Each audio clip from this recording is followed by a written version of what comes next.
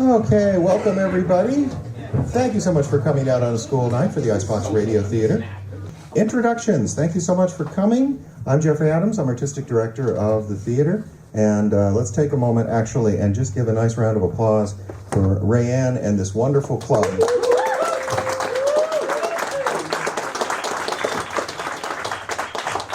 Truly revitalized downtown, and we're proud to say we were the first act ever played here at the Salty Jester. First of all, our cast, dressed to the nines, as always, ladies and gentlemen. She is a staple. She's incredibly talented and lovely to boot. Scott Turner, ladies and gentlemen. Give away so they know I'm not talking about Dalton.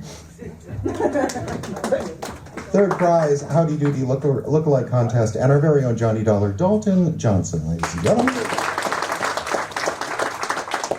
The lovely, the talented, the constant, the oh-so-versatile Ayla McIntosh is here. What? You gave me a look. Oh, so versatile. I was okay. Okay. Did you say so? The extremely focused Ayla McIntosh, ladies and gentlemen. A former president, board member, administrator. Also, whenever we need a cop or an authority figure, we get James Yantz. Why do we keep doing Nero Wolf? I'll tell you why. Probably. Talk about versatility. Justin Kapla, ladies and gentlemen. Who does Sydney Greenstreet better than Sydney Greenstreet? Okay, let's see. We've done our sound check. I do want to let you know there's going to be a short intermission. We have 4 plays for you this evening, 3 old-time radio shows, and a 4th original that's never been heard before. We got we got Johnny Dollar, we got Candy Matson, and we got Nero Wolf in the second half of the show. But it is radio drama, so feel free to go up to the bar if you'd like to order some food or drink during the performance. We don't mind. And the next thing on the agenda is let you know I've been fighting a little bit of a something, and I do apologize if my voice starts to go, but I've kind of cast myself out a little bit. So let's see. Next thing on the list, I think we're just about ready to go. And what I mean by that is we are not a pretend radio drama company. We actually broadcast these over our very own station, Radio Icebox, which is available at iceboxradio.org/stream. So we'll be broadcasting live tonight. You will be a live studio or live nightclub audience tonight going out to the world. We don't have hundreds of listeners, but a couple thousand people tune in every week, and hopefully a couple hundred will tune in while we're doing this broadcast. So we're very, very proud of that. And we do things the good old-fashioned radio way.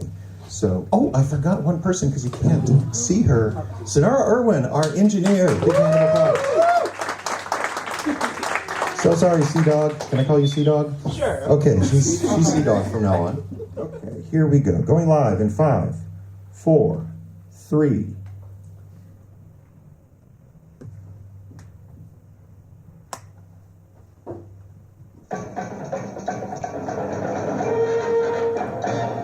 We now preempt our regular programming for a special presentation.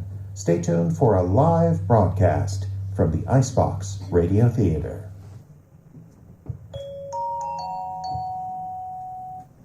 It's 7 o'clock at the edge of America, and the Icebox Radio Theater is on the air. Applause, applause, applause. Here we go. Thank you so much. Live from the stage of the newly remodeled Salty Jester, the Northland's premier venue for live entertainment, it's the Icebox Radio Theater. Tonight, we present an evening of mystery, featuring a trio of classic radio slews and the world premiere mini-mystery, all for you tonight on the Icebox Radio Theater.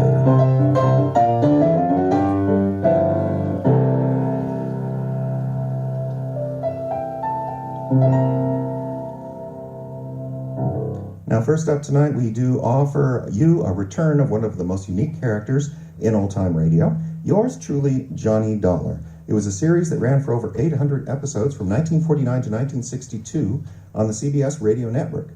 The character was unique among sleuths in that he was not a private detective or a hard-boiled cop. Dollar was, in fact, an insurance investigator who told stories of mystery and mayhem by listing his expenses for each case. We're very happy to have local radio personality Dalton Johnson return to our Icebox radio microphones tonight for Johnny Dollar, the merry-go-round murder matter.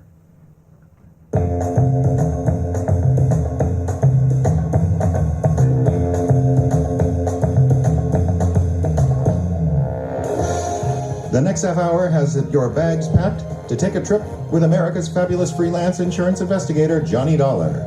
At insurance investigation, he's an expert. At making out his expense account, he is an absolute genius. Expense account submitted by Special Investigator Johnny Dollar to Home Office Nutmeg State Casualty and Bonding Company, Hartford, Connecticut. The following is an accounting of my expenditures during your policyholder, the Fun Fair and Weatherly Carnival shows, or how I went for a spin on a case we might refer to as Murder is a Merry-Go-Round. Expense account item 1, 25 cents. Purchase a billboard theatrical magazine to check the route of Fun Fair and Weatherly Carnival shows. Expense account item 2, $286, air and train fare to Talladega, Alabama. Item 3, $3.10 cab fare, and what was only a fair imitation of a cab, from Talladega Depot to the dusty vacant lot which had overnight found itself wearing theatrical makeup.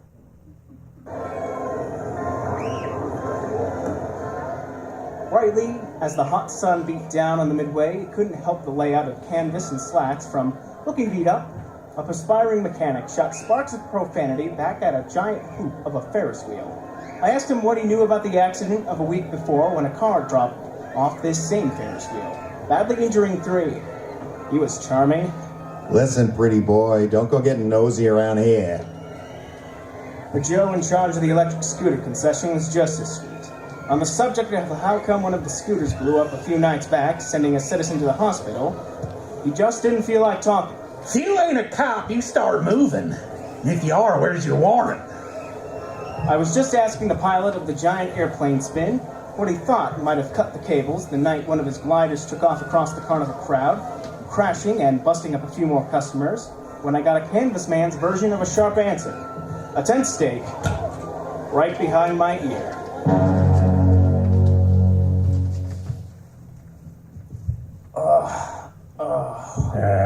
So Sleeping Beauty's waking up, huh?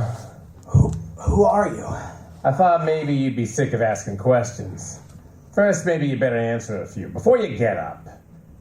Number 1, who are you? A pilgrim from Hartford. Never mind the double talk, wise guy. What's your name? My name is Johnny Dollar. But right now, I feel like 2 cents. What's your big interest in those accidents you were asking about? Strictly academic. I'm only representing this insurance company that's paying off on those accidents. Now, maybe you'll tell me who you are and where I am. Thought you guys were smarter. Dollar, I'll let you in on a little secret. Next time you want to find something out on a traveling show, get to the boss first. Asking a lot of questions around a circus or carnival is unhealthy. Where is the boss, Miss Pepper? Louisa's out on the other end of this trailer. She'll be right out.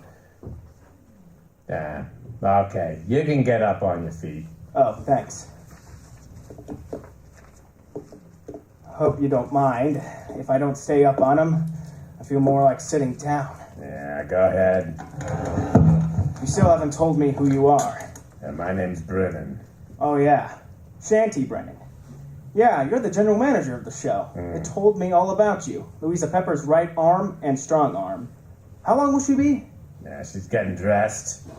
Just finished taking a nap. We drove all night to get here.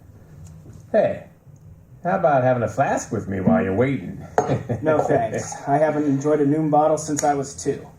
But don't let me stop you. Well, thanks. It's time for lunch. Oh. Ooh.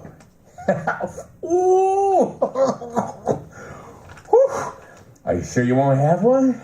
I'm sure. Brennan, the insurance company's been checking up on your show. The police chiefs in the last 10 towns you've played say it's a clean one.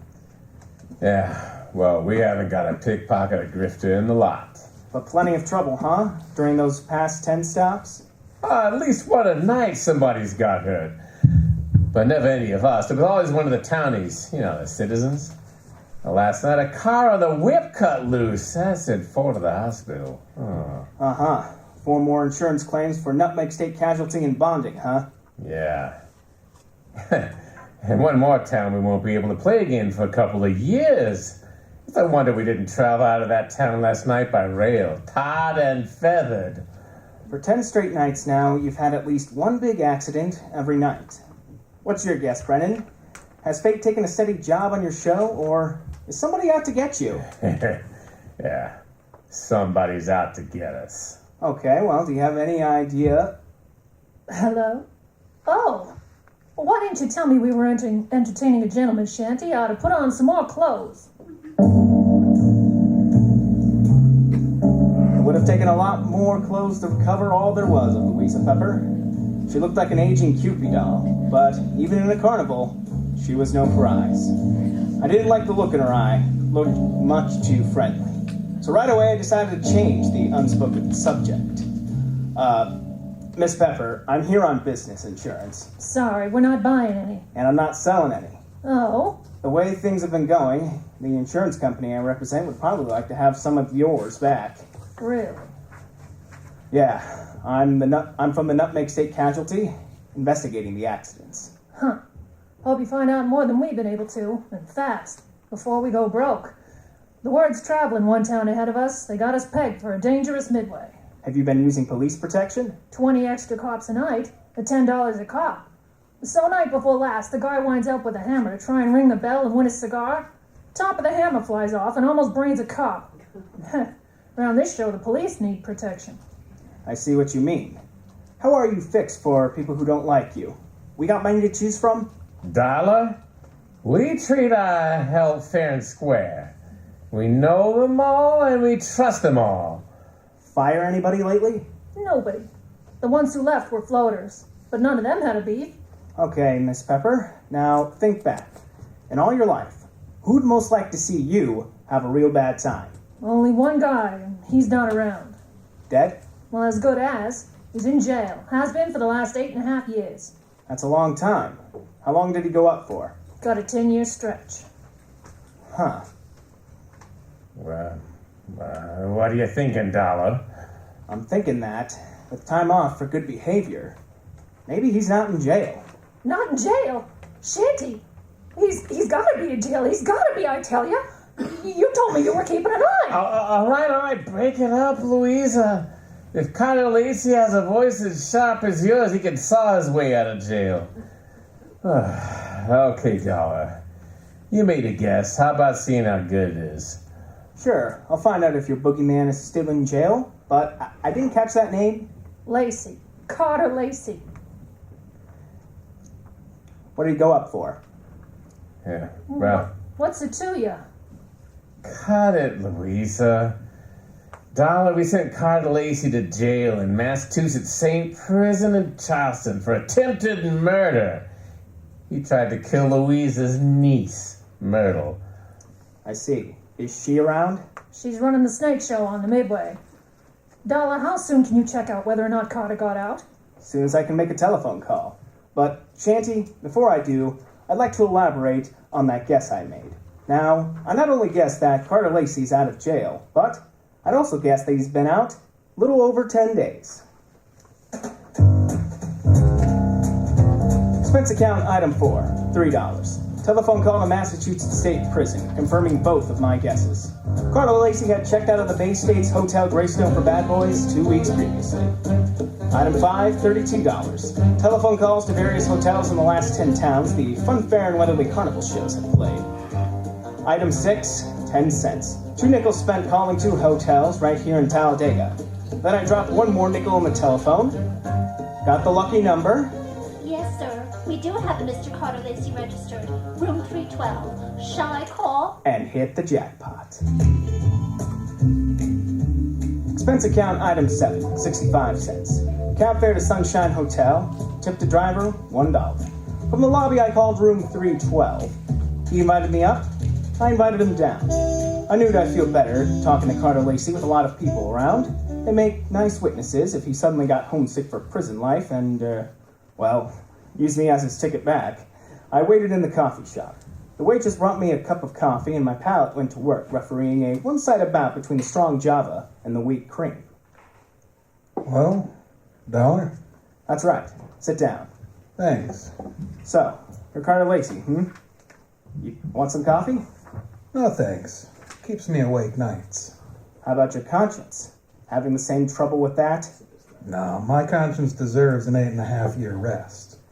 But it can't start its vacation until I even up a few scores. Busting up carnivals? That's child's play. Look, Dollar, over the phone you told me you're an insurance investigator. You can save your company a lot of money. How?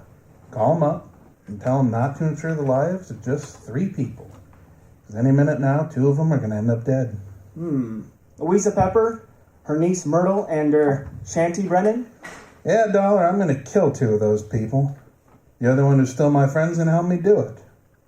In case you don't know your law, Dollar, don't bother calling the cops. I can't be held for making a threat unless I put it in writing. Well, Lacey, I don't know what your beef is against the people running that carnival, but those accidents have been hurting a lot of innocent bystanders. Dollar, you're talking to a guy who really knows what that means. I know all about getting hurt as an innocent bystander.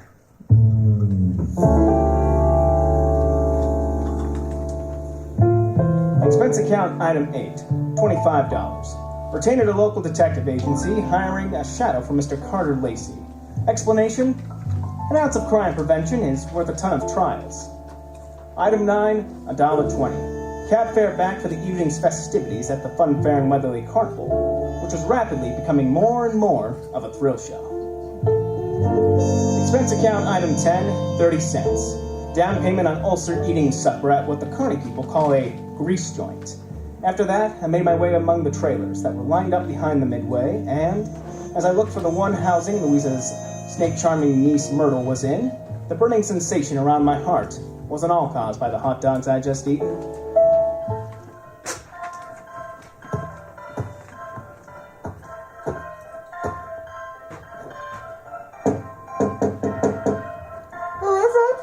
I've got a message from Carter Lacey. What did you say? I said I've got a message from Carter Lacey for you and your Aunt Louisa and Shanty Brennan. You're the only one I haven't met yet, so I thought I'd deliver it to you first. Where is he? In town. Got any snakes in the trailer? No, of course not. All right then. How about inviting me in? Are you the insurance guy they told me about? Yeah, that's right. Okay, come in. What did Lacey say? He said that he's going to kill 2 of the 3 of you. Which 2? Did he say? No, he didn't. He just said that 2 of you are going to get it, and that his one friend among you, the remaining one, is going to help him do it. He'll do it. He hates us. I know he'll kill us. You say Louise and Shanty don't know yet? No, they don't. You're the first to know. Well then, wait here. I'll run and tell him.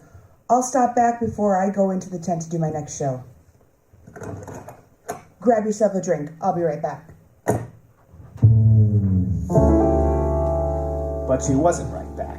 And it's just as well she wasn't. She might have interrupted me while taking a sightseeing trip through the drawers of her trailer's built-in bureau. The piles of silky nothings that gave gals that certain something didn't tell me anything I hadn't already known about women before. But a little black book stashed among them did. I needn't have rushed my search, though, because Myrtle Pepper was still gone after 10 minutes. That's about the time I headed out to her Aunt Louisa's trailer, pulled open the door, and walked in. Oh, you scared me, Dollar, barging in like that. Mr. Dollar, I told you I'd be right back. Did Myrtle here deliver Mr. Lacey's little love letters? Yes, the fool. He was always a fool. He can't kill us. Why? Because it's against the law? I mean, it's impossible, that's all. Look, Miss Pepper, you and your niece here are both plenty scared. Why, you're out shaking those dancers you got working over on the Midway. Myrtle, have you told Shanty about Lacey's threat? Yeah, I met him on the way over here. Asked him if he'd feed my snakes before showtime. They're dangerous to work with if they're hungry. Yeah, I told him. Said he'd join us here. Well, what did he say when you told him? He said, if Lacey had one of us helping him, then the 3 of us better stick together so we can watch each other. Smart man. He had a good idea. I'd say the 3 of you had better start sticking close together, beginning right now. Come on. Well, where are we going? over to the snake tent. And when we get there, Myrtle, you'll be the only one of us who will be among friends. The three of us left Louisa's trailer. We walked past the back of the shooting gallery concession, right in the front of it, and along the back of the line of canvas shanties. We stopped at one. Myrtle pulled back the canvas flap, and I stepped in, ready for everything. With the ladies not far behind me, I edged slowly over to the square redboard friends, set up in the center of the tent.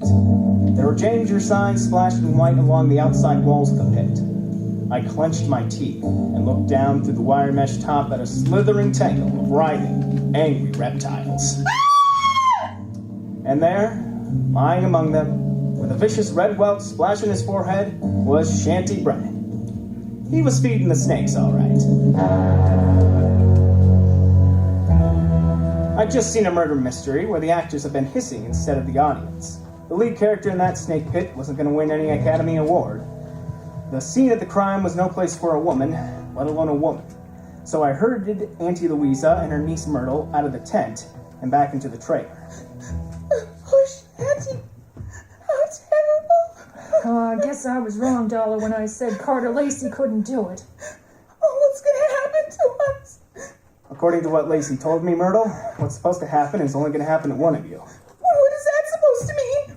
Well, he claims that one of you is in this with him, and that one knows she's safe. This may turn out to be an acting contest between you two. What's that crack supposed to be about? Well, the one who's safe wouldn't want anybody to know she feels safe, huh? Huh. Wish I'd learned to cry. Louisa, you don't think it's me? Well, I know it ain't me. Now, ladies, how about observing a moment of silence in the memory of the deceased while I give you a few instructions? Okay. Have you got a gun in here, Louisa? Yes, and a license to carry it. Good. Where is it? The gun, not the license. Well, I won't give it to you. Well, if you don't, people might get to thinking that you're Carter Lacey's girlfriend and accomplice. Anyway, I don't want the gun to take with me. I want to leave it here. Where is it? It's in that drawer right over there. Which end of the drawer? What's the matter with you? You blind? You'll see it. I'm not turning my back on you. Which end? Boy, you'd make a lousy trapeze artist, Dollar. You don't take any chances. This end, towards me. Thanks. Well, now where are the keys to the car hitched to the front of this land yacht? What for, Dollar? Just another chance I'm not taking. With those keys in my pocket, this trailer won't be joyriding off anybody into the night. Where are they? I'll get him for you. Wait a minute, Myrtle. How come you know where Louisa's keys are? Yeah, Myrtle, how come? Why, well, they're laying right there in plain sight. Oh, thanks. Now, I'm going out and calling the police. Louisa, I want you to get into that chair down at the other end of the trailer. Okay, General, you got the gun. And you, Myrtle, get in that bunk down at the other end. I don't understand all this. While I'm gone, I don't want one of you gals to be knocking off the other. But, on the other hand, I can't leave you here without protection. So I'm leaving the gun right here on this table in the middle of the trailer. And if Carter Lacey comes knocking at your door, well, you can have yourselves a race for it. Expense account item 11, 5 cents. Telephone call to the local police, plus another nickel spent calling a taxi. The cops arrived in 4 minutes, the cab in 15. Its driver had no siren to take him through the traffic lanes. Item 12, $1.10. Cab fare on an exceedingly slow and torturous trip to the Sunshine Hotel. Trip to his kind of a driver? A nickel. I went up to the 3rd floor to Carter Lacey's room, 312. I rapped for an entrance, but all that came back was an echo. The lock on the door was the soft touch type, known to the trade as the burglar's friend, so I went in.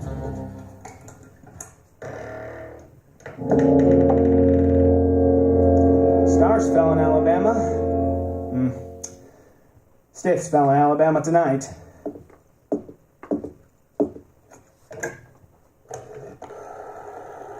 Hello? Operator? Operator, this is an emergency call. Let me have the Talladega police, will ya?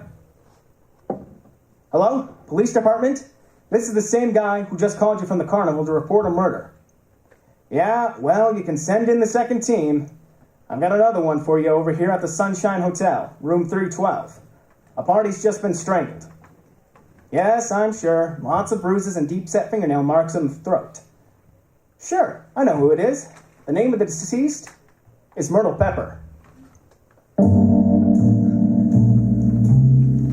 Myrtle Pepper certainly had been a fast worker. She not only has beat me down to the hotel, she's managed to get herself killed in the bargain. I dusted the room for information, which was obviously more than the floormate had done for dirt, and came up with the kind of an eye-opener you don't drink. A pint-sized surprise in the form of some old newspaper clippings, and Carter Lacey's prison release form. And what amount? Let me in on something. I got out of the room, into the elevator, and when I hit the lobby, wondering where to start looking for him, I found him sitting there, looking at me. Hi. Where do you want to talk, Lacey? Well, I don't wanna. But if you want to try and make me, what's the matter with right here? Okay, I supplied you with an alibi today. I don't see him in the lobby. Oh, you mean that detective you hired to shadow me? Yeah, he wasn't very good. I spotted him right off. Then he developed stomach trouble. Got kicked in it. You know, in prison I was a trustee. People trusted me. I get out, now nobody trusts me. Well, with that forecast you gave me this morning, what else? Forecast? Yeah, you predicted that you'd kill 2 people. Well, tonight, the 2 people are dead. Shanty out at the carnival and now Myrtle up in your room. What does that make you? A great forecaster. Or the killer, maybe? Thanks for the maybe, dollar.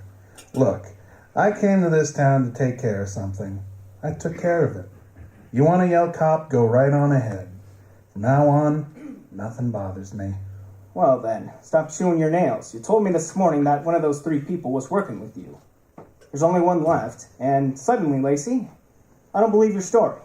And suddenly, dollar, I don't care. Shanty Brennan lied to me this morning, didn't he? He said that you went to prison on a charge of attempted murder. Your prison release forms say you went up for grand larceny. You see what happens to bad little boys who tell lies? I'm not through yet. I fished a bank book out of Myrtle Pepper's trailer. A 3-way joint bank account, Myrtle, Shanty, and Louisa. The first deposit, $60,000. The date? The same year you went to prison for $60,000 stolen.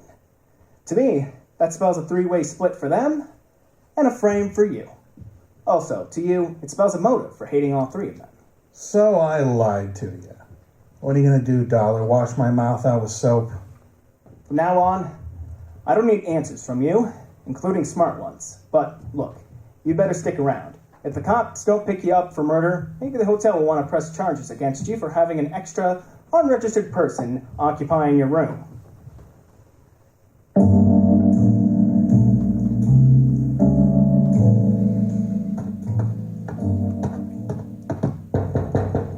Who is it? Johnny Dollar. Oh, wait a minute. Where's Carter? They arrested him? Tell me, did he escape? He's at the hotel, and the cops are on their way down there right now. I hope he's more talkative with them than he was with me. You talked to him? Yeah, I had a long one-sided conversation with him. There's one thing, though, I still can't quite figure out. Whether he really intended to kill Shanty and Myrtle, or not. Myrtle? Yeah, strangled. Oh, Myrtle. Oh, poor little angel. Well, of course he meant to kill him. He hated him. He hated us all. Well, you can hardly blame a fella for being annoyed. Framed on a grand larceny charge by 3 old chums. But you've got the wrong idea, Louisa. What I meant was, did he ever really intend to kill him himself? Or did he just intend to set off the greatest chain reaction since the atom bomb, and just sit back and watch the 3 of you try to beat each other to it? Oh, that's just crazy talk. Yeah, like a fox, maybe. He made his threat to me knowing I'd carry it back to you. I say you because, well, you're the only one that's left. You see, he set himself up as a patsy. He'd been framed by you once before. To me, it looks like Carter Lacey learned a few things about wrong people during that 8-year stretch. Namely, that they never trust each other. You are absolutely nuts, Dollar. Think you better get out of here. Go peddle your insurance. The cops will take care of Mr. Lacey. I don't think they will, Louisa. Why not? Myrtle was strangled. That's the kind of murder a man would commit. Well, that's what I'm saying. But there was a set of deep fingernail marks on her throat. And Carter Lacey, well, he bites his nails. You, on the other hand, got a set of claws a lioness would envy. So maybe you better get yourself a manicure before the police arrive. Thanks for the advice. Stand right there, Dollar. This time I got the gun. All right, hold everything, Louisa. Carter! This is a standoff, Louisa. Point that thing someplace else before I point my gun up your snoot. All right, Dollar, get out. What's the matter with you, Lacey? Are you cracking up? Your plan was going along swimmingly. First, Myrtle taught Shanty to her snakes, then Louisa took care of Myrtle. There's only one left, and the state will take care of her. Yeah, but that's not enough. It's one satisfaction I haven't enjoyed so far. That's hearing one of these little pigs squeal. Carter, we can still split the money in the show and get out of here. The only one that's going to get out of here, and that's Dollar. Beat it, insurance man. I beat it, all right. What else was I supposed to do? I was the only one in there without a gun. I plunged into the darkness looking for something and came up with a tent rope. Dashed back to the trailer door and latched the knob to the guide rail. I didn't want those gun-happy birds flying the coop. Just then, the season opened. I didn't know who was going to come out worst in there, the hunter or the hunted. The only key I had to the situation was the key to the car, the one I had picked up earlier in the day. The car churned the trailer through the carnival back lot and out into the highway. When I hit the cement, I started spinning the rubber. Just as we hit the streets of the sleeping city, things woke up. Whoever was left back there took a shot at me through the trailer's front window. Second shot was my cue to try and ruin their aim by playing Rockabye Trailer, swinging the car from one side of the street to the other. Just as the not-so-sharpshooter made another try, I picked up just what I was looking for. A game of tag with police patrol car.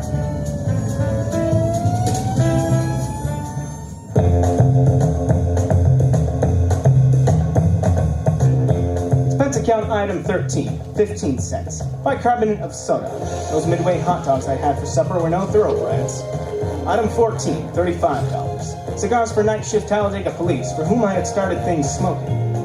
Item 15, $3. Hotel bill. Oh, but not for myself. This was the checkout of the Sunshine Hotel, the man who had checked out in the trailer at the hands of Louisa Pepper. Louisa Pepper, last man standing. After Shanty Brennan was snaked to death by Myrtle, Louisa took care of Myrtle in Carter Lacey's hotel room.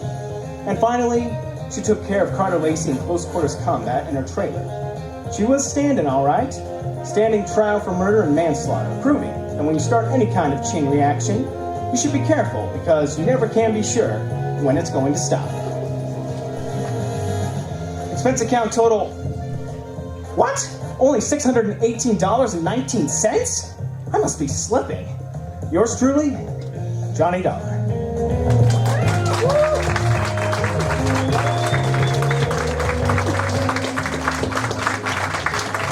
Johnny Dollar.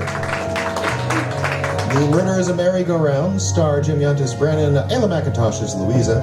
Carter Lacey was played by Justin Kapla. Scotta Turner was Myrtle. And of course, Dalton Johnson was Johnny Dollar. Other voices, of course, by the talented cast. Next up on Icebox Radio Theater, it's Detection with a decidedly feminine flair. Candy Matson Yukon 28209 was a regional mystery series originating out of San Francisco station KNBC from 1949 to 1951 for a total of 92 episodes. As tough as she was beautiful, Candy brought us taste of old San Francisco to radio listeners across the West as she battled bad guys from the Gold Coast to Fisherman's Wharf with her best friend and sidekick Rembrandt Watson and her clueless love interest, Inspector Mallard. Tonight, we of the Icebox Radio Theater are proud to have Ayla McIntosh return as Candy Matson in the case, as she calls it, the Egyptian Amulet.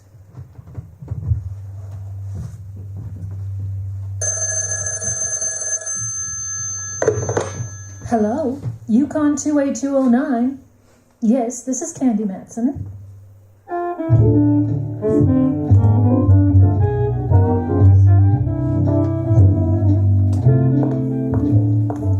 Well, hello there, Candy. How's the one-woman Scotland Yard? Okay, Inspector. If business was any better, you fellows could all retire on your big fat pensions. Is Mallard in his office? Ah, sure, I just left him in there. Yeah, he's working on a deal, but he'll be all right. A deal? Oh, I won't bother him then. It's all right. When last observed, he was perched neatly on the horns of a dilemma. Ouch. Well, in that case, I better go in, Inspector. Righto. Drop around any time. High heels sound so much nicer than flat feet. Thank you, sir. Good morning, Lieutenant Mallard. Candy, for Pete's sake, I wish you'd knock when you come in here. Well, why? Well, I might have been, What, Mallard, dear? asleep or something. Well, now that you're here, pull up a chair and sit a spell. Well, I heard you were busy. You heard I was busy, so you barge right in? Well, I can always barge right out again, you know. No, stick around. I've done all I can for now. What do you got, a murder? In homicide, I'd be working a purse snatching. No, here, take a look. Yeah. Ever seen anything like that before? No. Looks like a small medallion of some kind. I don't think so. Near as I can figure, it's a symbol of an order of occults. You recognize those characters on it? No, it just seemed to have sort of an Egyptian flavor. That was my thinking, too. However, I am not an Egyptologist. Well, you can always take it over to the University of California. University of California? Oh, what's wrong with that? Well, it'd be like cutting off my own nose. I've got Stanford in 6 points in the big game. After what UCLA did to them? Oh, yeah. No, sorry. Well, from now on, I will knock before I come in here. You've got a point there. I know I have. I mean about taking this over to the university. Hey, wait a minute. Why didn't I think of this before? What's that? Rembrandt. He has a brushing acquaintance with the Egyptian language and writing. Rembrandt Watson? Oh, you're kidding. No, I'm not. He spent quite a bit of time in Egypt before the war. Come on, we'll take my car and we'll drive over to his place. I've got to go see him anyway. I'm sorry, Candy, no can do. I got to be in Judge Wallace's court in about 10 minutes. Well, let me have it and I'll take it over to him. If Rembrandt comes up with anything, I'll report right back. All right, just don't lose it, that's all. Why, can't you get another one? Well, not this particular one we can't. We took it off the body of a woman they found floating last night in Stowe Lake. Ooh, what a charming place to take your last bath. Oh, I almost forgot what I came here to begin with. Here's the book I borrowed from you, Mallard, dear. The book? Which book is that? Latest facts and figures on the rise and fall of crime throughout the Western Hemisphere, plus a comprehensive digest on criminal trends in the United States as compiled by police departments of major cities throughout the country. Oh, yeah, thanks. Say, did you get anything out of it? The book? Heck no, I just barely managed to get through the title.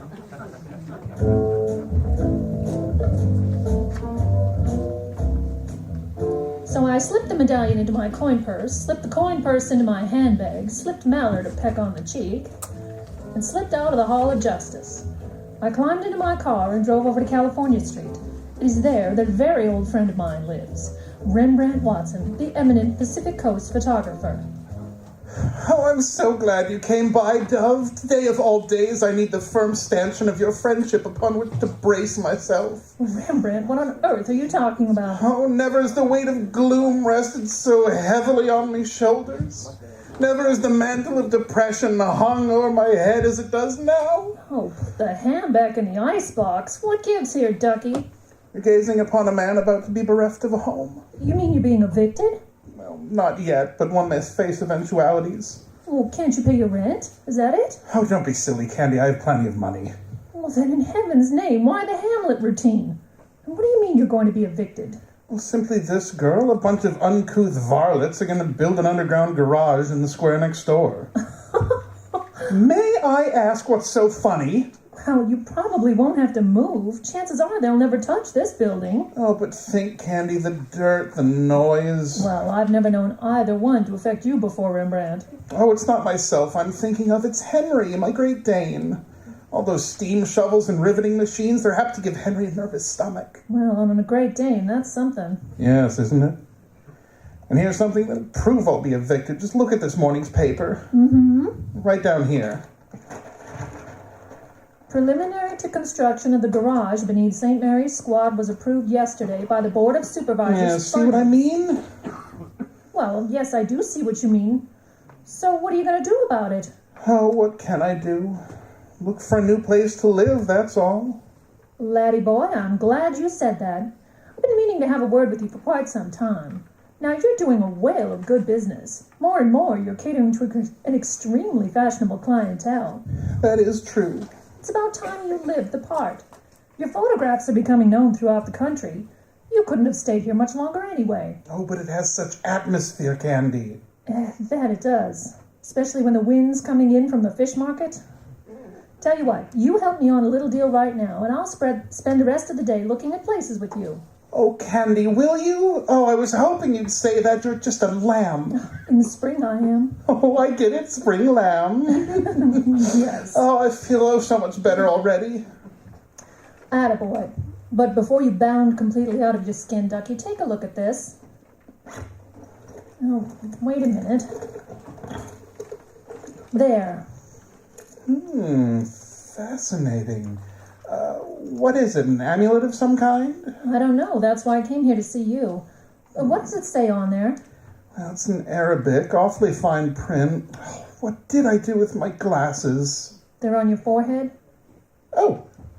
El Maji, El Hader, El Mastaq, Balhum. Oh, there's one I can't seem to translate. Just give me a moment. Mayelki. So what does it mean, Rembrandt? Well, a little rusty on my Egyptian, but I take it to read, the past, the present, the future are mine. Well, that sounds good enough to me. Let me make a phone call, dear, and I'll be right with you. Tell me, Ducky, does that expression mean anything to you? Have you ever heard it before? Well, there are thousands of such sayings in Arabic. You could refer to almost any of them. I have no idea. Well, that's what I was wondering about.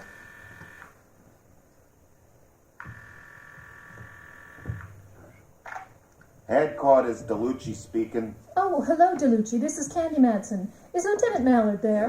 Lieutenant Mallard, no, Miss Matson. He left with Judge Wallace and the jury on the Happy Dan supermarket killing. They're out at Lake Merced. Probably be there rest of the afternoon. Oh, okay. Well, would you write this down for me? Okay. El Maji, El Hader, El Mastaqbal, Hum Mayelki. Miss Matson, is this a regular phone conversation? It's legit. Oh, well, in that case, Gesundheit. Thank you. Now, have you got that? I guess so. Good. Just sign my name to it and put it on Mallard's desk, will you? Sure, if you say so. El Mahaji. Thanks, DeLucci. Goodbye. Oh, Candy, are you crazy? Mallard won't understand that. Crazy? No. Just the other way around. This is one night I know I'm going to get Mallard to call me. Candy, you're a fool. But you're a nice fool.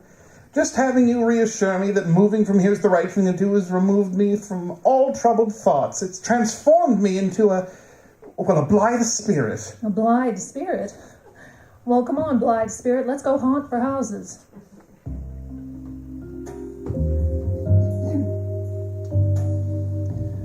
Knowing Rembrandt as I do, he's the sort of man who would open a doll factory across the street from a boys' school.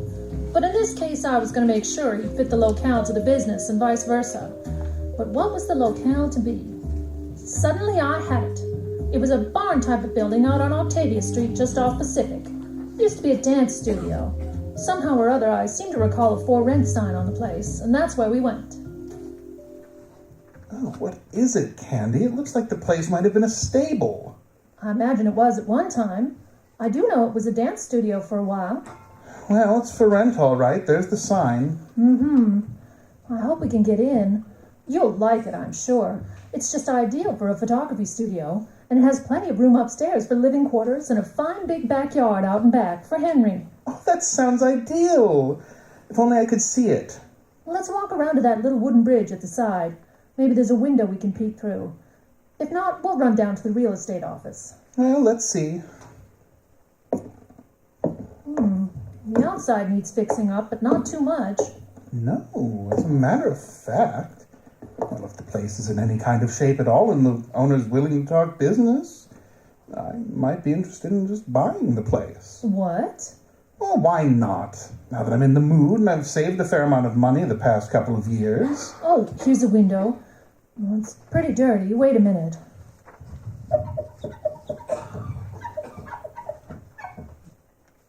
Can you see anything, Candy? A little. Enough to give you an idea of how much space you'd have in the studio itself. Here, take a look. Oh. Oh, it's wonderful. Oh, it's just perfect. Well, I could do all the portrait work up in the front there and put all the equipment back in the... Oh! Ducky, what is it? I saw a man in there. Well, let's see. Oh, he's motioning to us. I don't understand what... Is there a door down that way, Rembrandt? Well, wait till I take a look. Yes, I do see one. Oh, well, that's what he wants. Come on. Who do you suppose he is, dear? Caretaker, maybe? We'll find out. Was there something you wanted?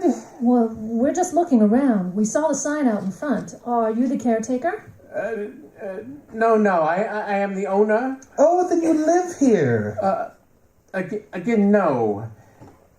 There was a fire here last night. I came over to investigate. A fire? Yes, there wasn't much damage done. One of the neighbors saw it, and the fire department arrived almost immediately. Oh, lucky for you.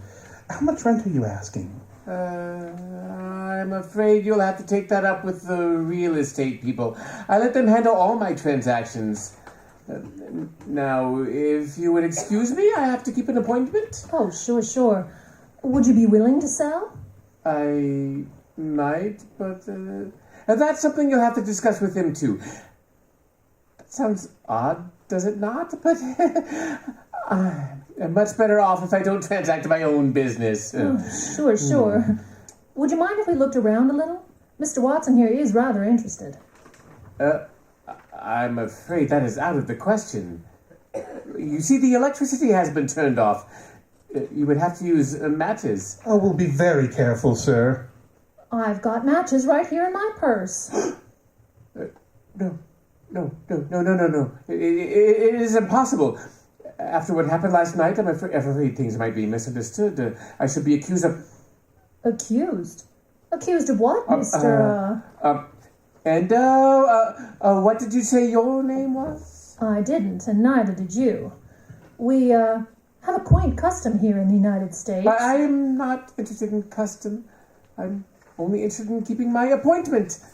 Oh, you'll keep your appointment, I assure you. Do you remember high-low, Rembrandt? Oh, yes. Quaint little device used with a great deal of success on the gridiron. Yes. Would you like to take high and I'll take low? Oh, a pleasure, really. Now? Now! Get away! Keep his arms, Rembrandt, if you can. Oh, no! That is like an eel. I think he needs a little persuasion on his head. Like so. Oh, dear. I hope you didn't tap him too hard. No, he just went sleepy by for a little while. May I ask the reason for this unwomanly outburst on your part, Dove? You certainly may, Slugger. Look, up there on that beam above us. How... Where are my glasses? Back up on your forehead. Oh. Now, what did you want me to see? Up there. A sign on that beam. Just barely visible, but you can make it out. Candy, no. El Maji, El Hadar, El Mustaqbal, Hum Mayelki. Sure. I saw it when we first came in. When the boy on the floor mentioned matches, it gave me a perfectly natural chance to open my purse and flash the medallion. He saw it all right. He stopped like he'd been sapped. Well, he was sapped. Twice, yes. Once by the medallion and once by me. I think I've got something, Rembrandt. Come on, let's get to a phone and call Mallard, quick. And may I say something, Ducky? Oh, certainly, dear. Well, I shouldn't say it, but that was the prettiest high-low I've ever seen.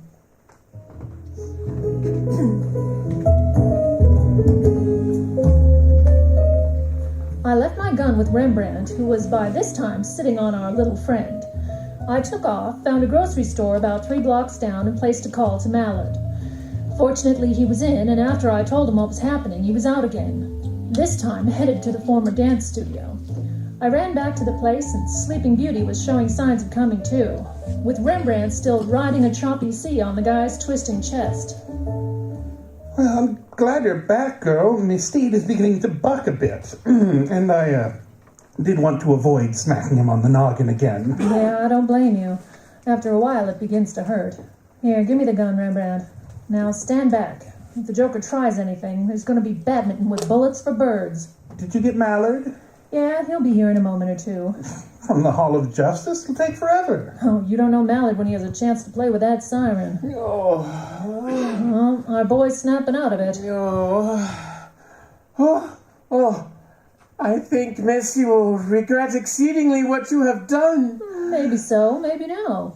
Now, care to tell us about this past, present, and future of mine stuff? I'm not saying a word. Does it surprise you I know the translation? You might as well tell us. You'll have to in the long run. I have nothing to say, and I mean that. I'll bet you do. Wait a minute.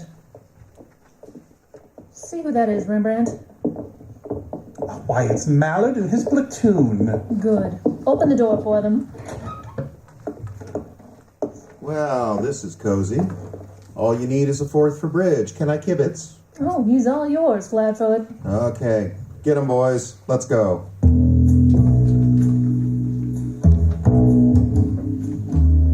A few minutes later, we were at the jailhouse on Washington Street, and our lad was whisked away into the inner sanctums for a pleasant little game called Information Please. A few minutes after that, we were back in Mallard's office, and he was snorting fire at me. And when he snorts fire, Sister Susie, it's frightening. What are you trying to do?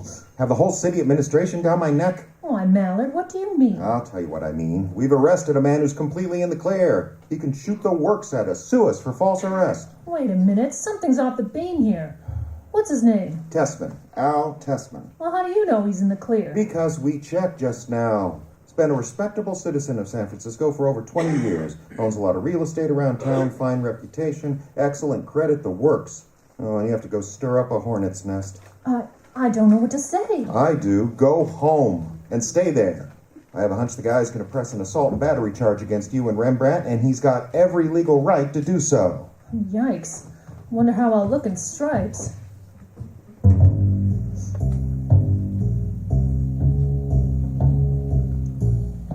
Mallard was just plain out and out sore. Judging the mess on its face value, he was entitled to be. But I'm not the gal to take things on face value. That sign on the beam out at the old studio definitely had a link with the inscription on the amulet. I was sure of it. And I was sure that Tessman was a link too. So I fell back on the private eye's first lesson, how to shadow a suspect. The use of doorways, trees, buildings, shrubs, fences, and etc. So, hiding behind an etc., I waited outside the Hall of Justice until I saw Tessman leave the building. All he did was snag a cab and disappear into an apartment at the house on top of Clay Street. I checked the ground floor and found there were only 3 outlets: the main entrance, the service entrance along the side, and the garage around the corner. I parked across the street where I could see all 3 and waited, and waited. About 2 a.m. I figured Tessman had holed up for the night, so I went home and got myself a nice little jolt. My penthouse looked like a senior grade monsoon had ripped through the place.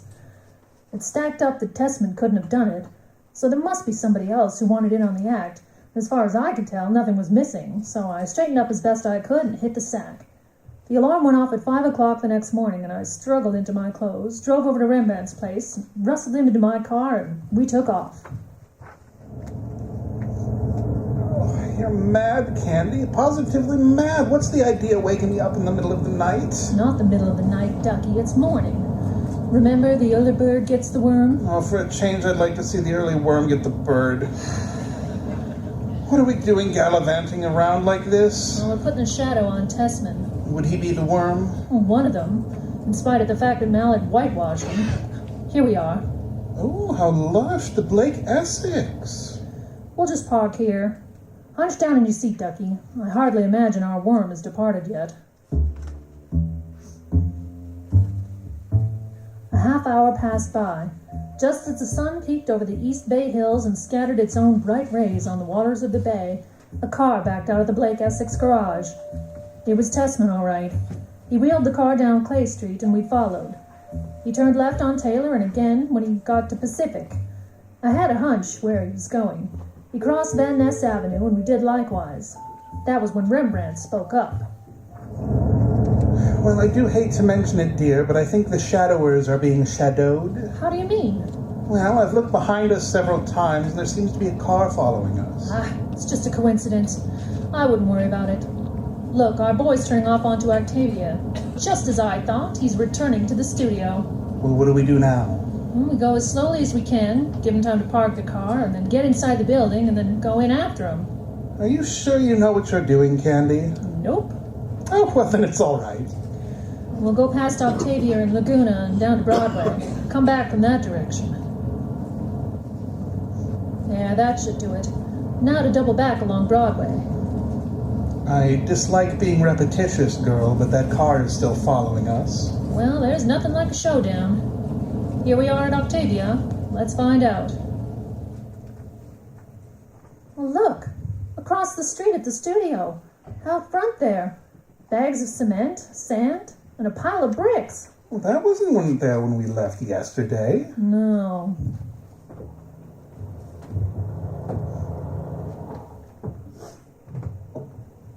Well, here's our friend Candy, if he is. Well, I'm going to find out about this right now. Please, Miss Matson, remain seated in your car. He has a gun, Candy. Well, that's a naive observation, Rembrandt. It looks more like a cannon to me. I assure you, I won't hesitate using it. Now, if you, Mr. Watson, will get out in an orderly manner and walk across the street into the studio, there will be no trouble. Looks like we have no choice. Come on, Ducky, this should be great sport.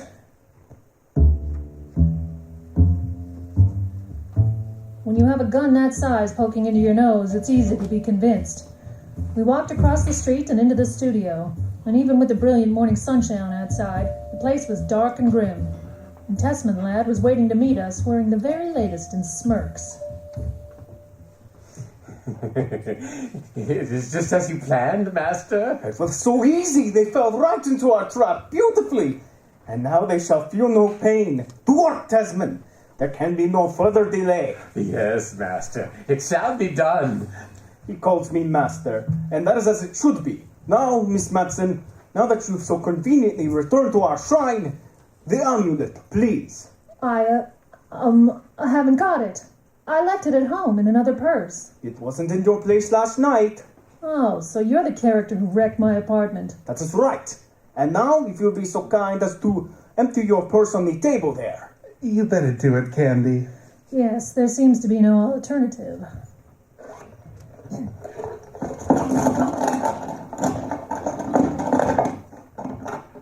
Now the coin purse, please.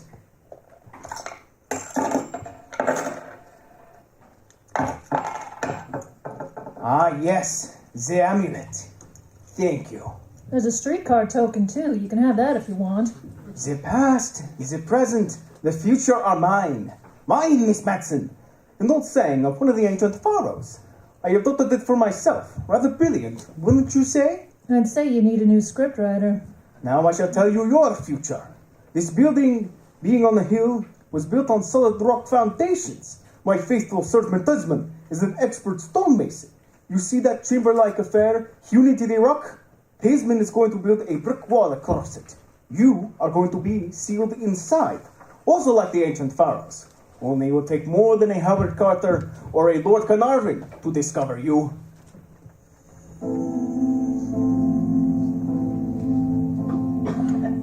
The guy was a madman, and a madman usually keeps his word. Tessman went to work. Little by little, the wall off of bricks took shape. Once I pressed my hands against the bricks. They must have been using a fast-hardening mortar mix of some kind. The wall was as firm as the ages. Zoma smiled. Finally, there was an opening just large enough to crawl through, and that's when Zoma spoke up. Enough, Tasman. I will complete the work. As you will, Master. My mission here is finished. You three are the only ones who know about me. And so, I shall destroy all evidence and move on to newer fields. Tasman, in you go. What? Master? No! No, I have served you faithfully. I said get in. No! No, I won't. I won't. Not even for you. Ah! What? Ah! That fool. The future belongs to me. You two, get him. What? Shove him into that room. Now.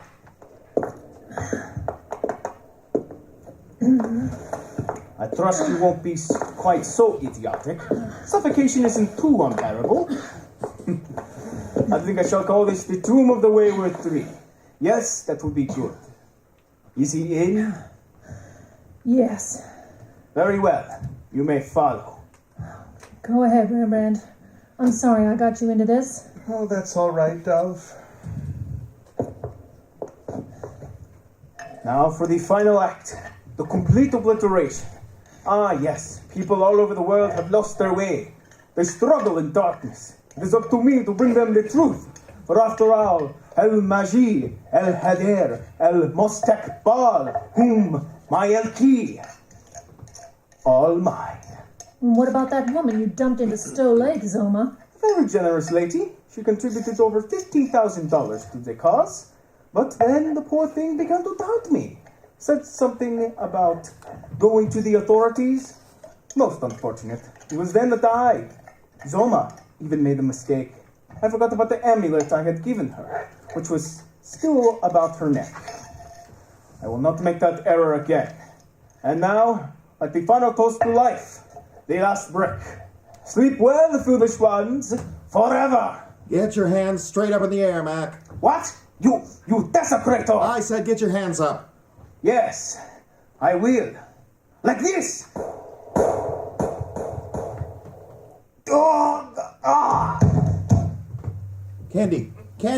Candy, where are you? We're over here, Mallard, behind this brick wall. Oh, a fine thing. That's all I've got to say, running around and messing things up. Boy, he's really got you tucked away, hasn't he? Oh, come on, Mallard. Get us out of here. We can hardly breathe. We? Rembrandt and I. Oh, no. Your pal Tessman is here, too, but he's a little past breathing. Oh, boy, you sure can do it, can't you, Candy? I think I ought to leave you in there. You almost messed this whole thing up. I did? How? Why do you think we released Tessman? Tessman? Yeah, I know. Ali Tessman. I'll call him Tessman because he was the first lead we got on this joker, Zoma. We've been after him for months. Why? Oh, preying on the superstitious people with the yen for the occult. We had nothing to go on until we fished that woman out of Stowe Lake with the amulet around her neck. Then you have to go and stick your pretty nose into the picture. Well, what about Tessman? Well, up until he met Zoma, he was doing okay. Doing quite well in real estate.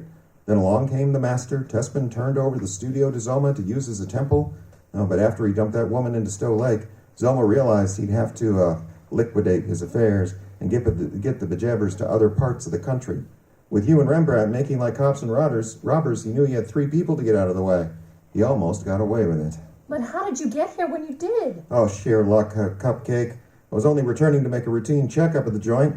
Sister, are you lucky? Oh, you can say that again. All right. Sister, are you lucky? Oh! On second thought, maybe you aren't. What do you mean, Mallard, dear? Well, if there's one thing I can't stand, it's an interfering woman. I think I'll just leave you in there. Mallard, no. Irene, good night. Oh! Irene, good night. Mallard, you can't do this. Good night, Irene. Good night. Get us out of here. Okay. On one condition. Oh, sure. What is it? Promise you'll go to a Ray Acuff movie with me tonight. Roy Acuff movie? Well, what do you think, Rembrandt? Oh, a fate worse than death, Dove. Well, that's what I thought, too. So long, Mallard. On your way out, just seal in that last brick, will you?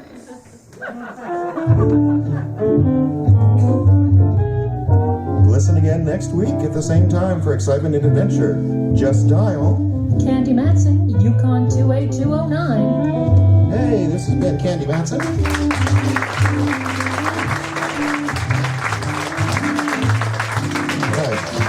Tessman was played by Jim Young, Zoma by Dalton Johnson, Mallard was Jeffrey Adams, Rembrandt Watson, Justin Kapla, and one more round of applause for our Candy Ayla McIntosh.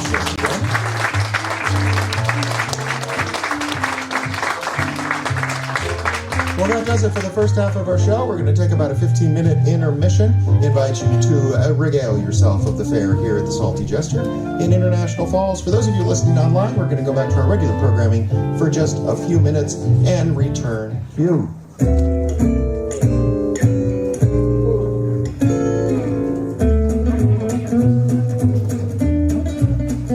to the Salty Jester and the Icebox Radio Theater, live with Whodunit, an evening of classic radio sleuths. Well, it was in 2019 that we first discovered that our very own Justin Kapla was able to channel the spirit of classic film actor Sidney Greenstreet, and we decided to cash in with our own version of the classic radio series that starred Greenstreet, The New Adventures of Nero Wolfe. This is the 7th time Justin has favored us with his rendition of the orchid-loving genius detective, and the 6th time that Jim Yount has returned as Wolfe's long-suffering, underrated legman and foil, Archie Goodwin. So now the Icebox Radio Theater is proud to present Justin Kapla as Nero Wolfe in the case of the Telltale Ribbon.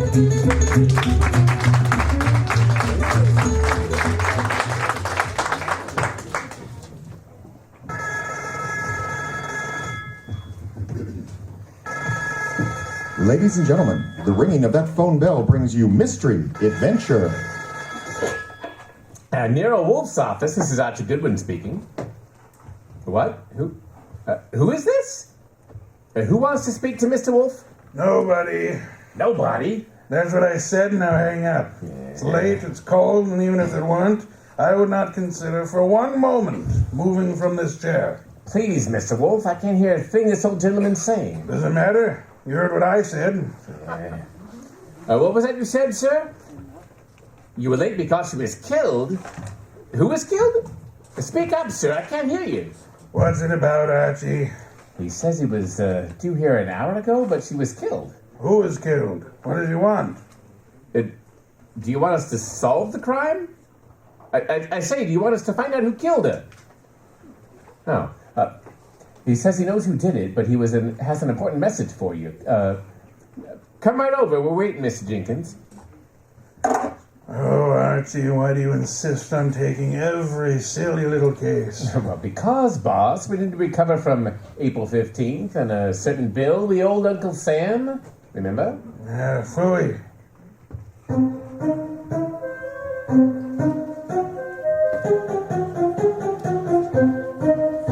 Ladies and gentlemen, it's that renowned genius who is the bulkiest, balkiest, most brilliant, and most renowned detective in the world. Yes, none other than that chair-borne mass of unpredictable intellect, Nero Wolfe, created by Rex Stout and brought to you over the Icebox Radio Network in the person of Justin Kapla. Now, this case I like to refer to as the case of the Telltale Ribbon. Perhaps a little more better title would be Wolf Goes A-Hunting. For this was one of those unusual circumstances in which my boss, of his own free will and without coercion, actually decided to leave the house and go to the scene of the crime. Yeah, it started when the strange old gentleman who phoned us finally arrived. Oh, well, there's our client, Mr. Wolfe. Evening, it's me. Who's me exactly? I just phoned you. I've got dispatch for Nero Wolfe. Oh, you're Jenkins. Come on in. Mr. Wolfe, this is Mr. Jenkins. He says he has a dispatch for you. Yep, are you Wolfe? I am. Who's this dispatch from? Don't know. You don't know. How come? Oh, I know, but I'm not supposed to say I don't. See? That's my job. What is? Just to say I don't know. Well, what about the murder? Yeah, who was killed? Oh, it was a terrible thing. We was just crossing the turnpike and this fella came at us out of nowhere. The killer? Yeah, he must have been drunk, I guess. Well, how did it happen? Did he shoot her, stab her? Oh, no. He ran into her with his car, and she was only 9 years old. Oh, your granddaughter? Oh, no, it was Bessie. But the police got him. I have to appear, I guess. Probably get 90 days, he will. 90 days for murder. Murder? Was someone murdered? I must have missed something. No. Look, we're talking about Bessie and what you want us to do about it? Nothing. Bessie's my old horse. Oh, no. Who was it then that was murdered? Well, nobody yet. I thought you said this was important. It might be. At least that's what I was told. What might be important? This here letter I was bringing to you. This, dispatch. Well, gotta get along now. Bye.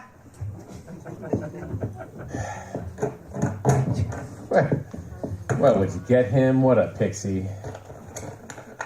Well, Archie, what's in the envelope? Oh, 5 $100 bills.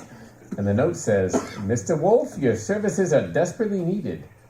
Come up this weekend as my guest at my estate, Grey Gardens. Signed, E. Malott. Edward Malott, a millionaire manufacturer. Yeah, it looks as though you're going out this weekend. You jest. Yeah, I do, but you see, I had plans this weekend, and Well, Archie, I hope you can pay my respects to Mr. Malott and hope you enjoy the weekend at Grey Gardens. right.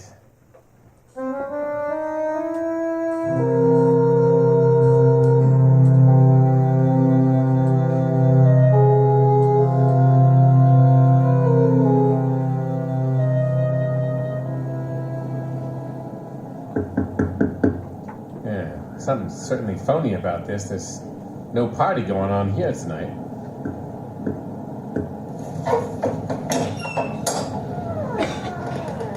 Yes, what is it? Is this the Malott place? It is. What do you want? My name's Goodwin. I'm a guest of Mr. Malott. A guest? Yes, he invited me down for the weekend. Well, you best step in, please, Mr. Goodwin. Thank you. That's quite a large bolt you have on that door. Yes, isn't it? Just sit down there, please. Mr. Malott, this is Mr. Goodwin, sir. Says he's come down for the weekend. Mr. Goodwin, good evening. You've come for the weekend, you say? Yes. Wasn't that the idea, Mr. Malott? I'm sorry, I don't understand, Mr. Goodwin. Didn't you send me this note asking me to come here? Note? I didn't send any note. I don't, well, this is my personal stationery, but I don't recall sending this. I didn't even type it, and I'm in the habit of signing my name with a pen, not a typewriter. E. Malott. Well, you're certainly Edward Malott. Yeah, services are desperately needed. What does this mean? Who are you, Mr. Goodwin? Private investigator. I'm Nero Wolf's assistant. Oh, indeed. Nero Wolf, eh? I know of him. Yes, indeed. And, you really don't know anything about this note? I do not. Well, then who sent it? There were 5 $100 bills as a retainer. I haven't the slightest idea. Oh, Dorothy! Yes? Would you step in here, please? Miss Davis is my private secretary. She may know something about this. Oh, what is it, Mr. Malott? I don't... Oh. Dorothy, this is Mr. Goodwin. Well, how do you do, Mr. Goodwin? Well, how do you do, Miss Davis? Yes, well, Mr. Goodwin is an assistant to Nero Wolf. Well, you don't say. Nero Wolf, the detective? I've heard a great deal about him.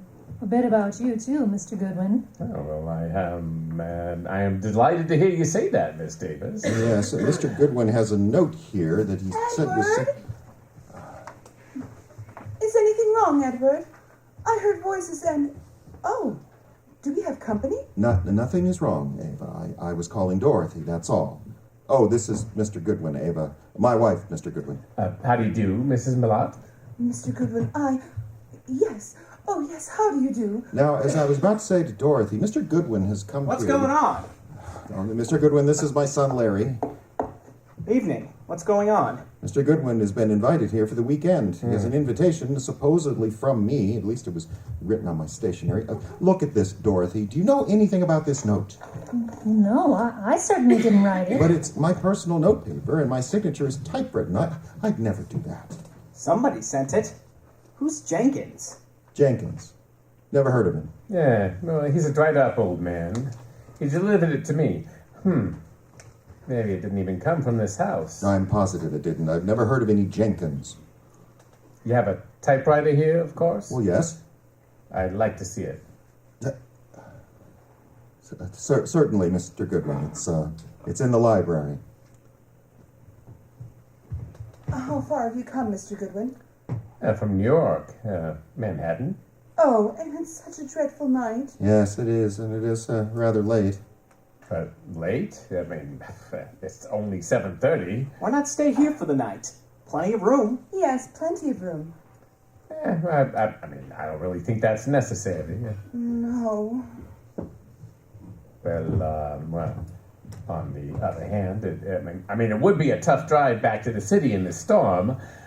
I'll accept your hospitality, Mr. Millard. Very good. Jeffries, show Mr. Goodwin to the East Wing. Oh, and take care of his car. Yes, sir. Now, good night, Mr. Goodwin.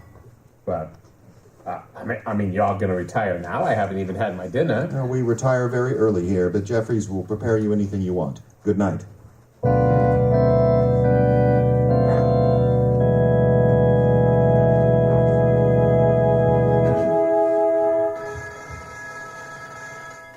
Confounded, who moved that phone? Narrow Wolf speaking. Yeah, it's Archie, boss. Well, I'm here at Millard's place, but there ain't no party. Well, are you in the right house? I'm afraid I am. They've all gone to bed. Weird bunch. The wife, who looks, very sickly, and I think she wants to say something to me alone. Larry, the son, and Millard's secretary, Dorothy Davis. She has me bothered a bit. Well, how unusual. I assume she's pretty. Well, yeah, beauty, but she seems to know all about me. You better come home, Archie. I can see you're in no condition to handle this case properly. Just give them their money back. I forgot to tell you. Millard didn't send the note, and no one here knows anything about it, so we can keep the dough. How interesting. Well, in that case, the circumstances would indicate that you should stay there and wait for it to happen.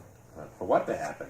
Whatever the fates have conspired to have happen whilst your shiny little ego is in the midst of it. Goodbye.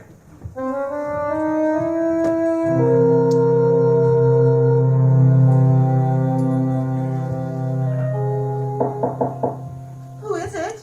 It's Archie Goodwin, Mrs. Millard. Come in, quickly. So I saw you give me the eye when I was about to leave.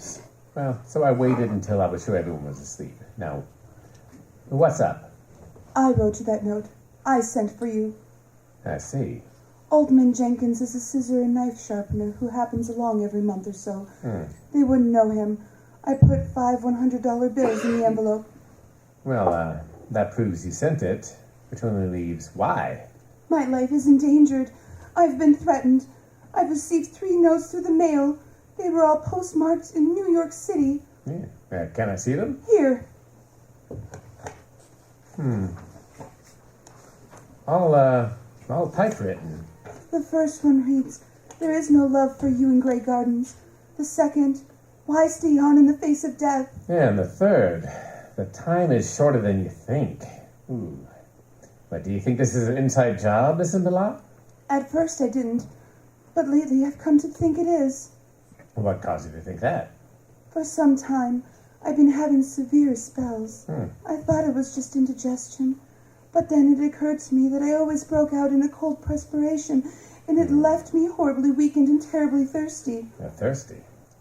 You feel you've been poisoned? Yes, and since the thought came to me, I've been living in fear of every bite of food or drink. It's shattered my nerves that I have to take these sleeping capsules to even close my eyes. Yeah.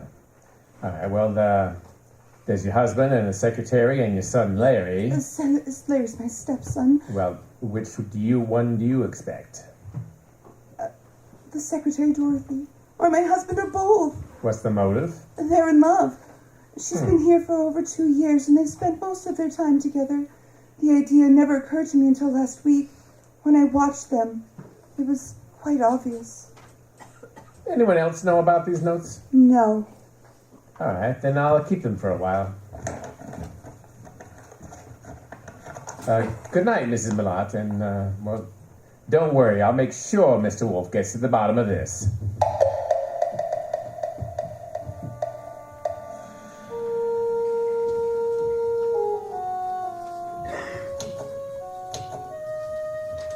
What are you doing, Mr. Goodwin? Snooping around in Father's library. Yeah, well, I was just trying to figure out if this typewriter was the machine used to type those notes. What? What notes? The notes you sent your stepmother. Well, I don't know anything about any notes. Then why were you so startled? I'm not startled. I just, well, why would I threaten her? So you do know about them. I didn't mention the contents of the notes. I just happened to see them on the table in the sitting room. Yeah, you don't care too much about your stepmother, do you? Oh, she's all right. You don't care too much about Dorothy either, do you? I certainly don't. Well, why not? I don't like her tactics. She's making a fool out of my father. If anybody here sent those notes, she did. Do you think Dorothy would have a motive? I certainly do. Of course, you wouldn't have a motive yourself, would you? No. I'm inclined to think you would. Just what motive would I have? You don't seem to like any woman who gets too close to your father. Yeah, maybe because you'd resent anyone sharing in the estate if your father died. If I were you, Mr. Goodwin, I'd leave tonight, and the sooner, the better. Good night.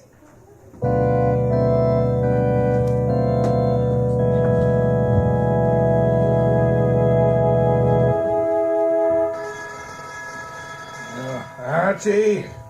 Hey, Archie, are you... Oh, son of a boy. Yes, Archie? I'm afraid you have the wrong number. This is Sherlock Holmes speaking. Why are you bothering me, Archie? Why didn't you go to bed like the others? You don't have to push it, it'll happen. Do you want me to go to bed? No, you forced me to pick up this confounded device and report. All right, so, Eva Malott thinks she's being slowly poisoned. She suspects her husband and his secretary. Well, she could be right. What are the symptoms she suffers? Gastric disturbances, weakness, thirst. Indeed. What about the son? Any ideas? He doesn't like his stepmother and is decidedly against his father's secretary, Dorothy. He knew all about the notes Mrs. Malott had received. Says he saw them on the dressing room table. He believes Dorothy's the culprit. Then I would say that Dorothy should be the next on your list. Yeah, you could say that again. Be careful, Archie. Use your brain this time. Incidentally, Larry advised me to leave the place. Tonight. Bit of a threat it was, too. What shall I do? You? You'll do nothing. Trouble will come to you.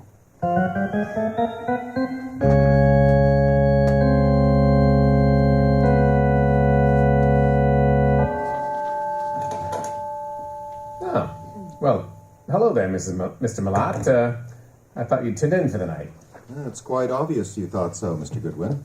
What are you doing in the library? I'm just looking for something to read. You'll find the books all around the walls, not on my desk. Well, you know, I'm looking for a particular kind of book. I'm very interested in poisons.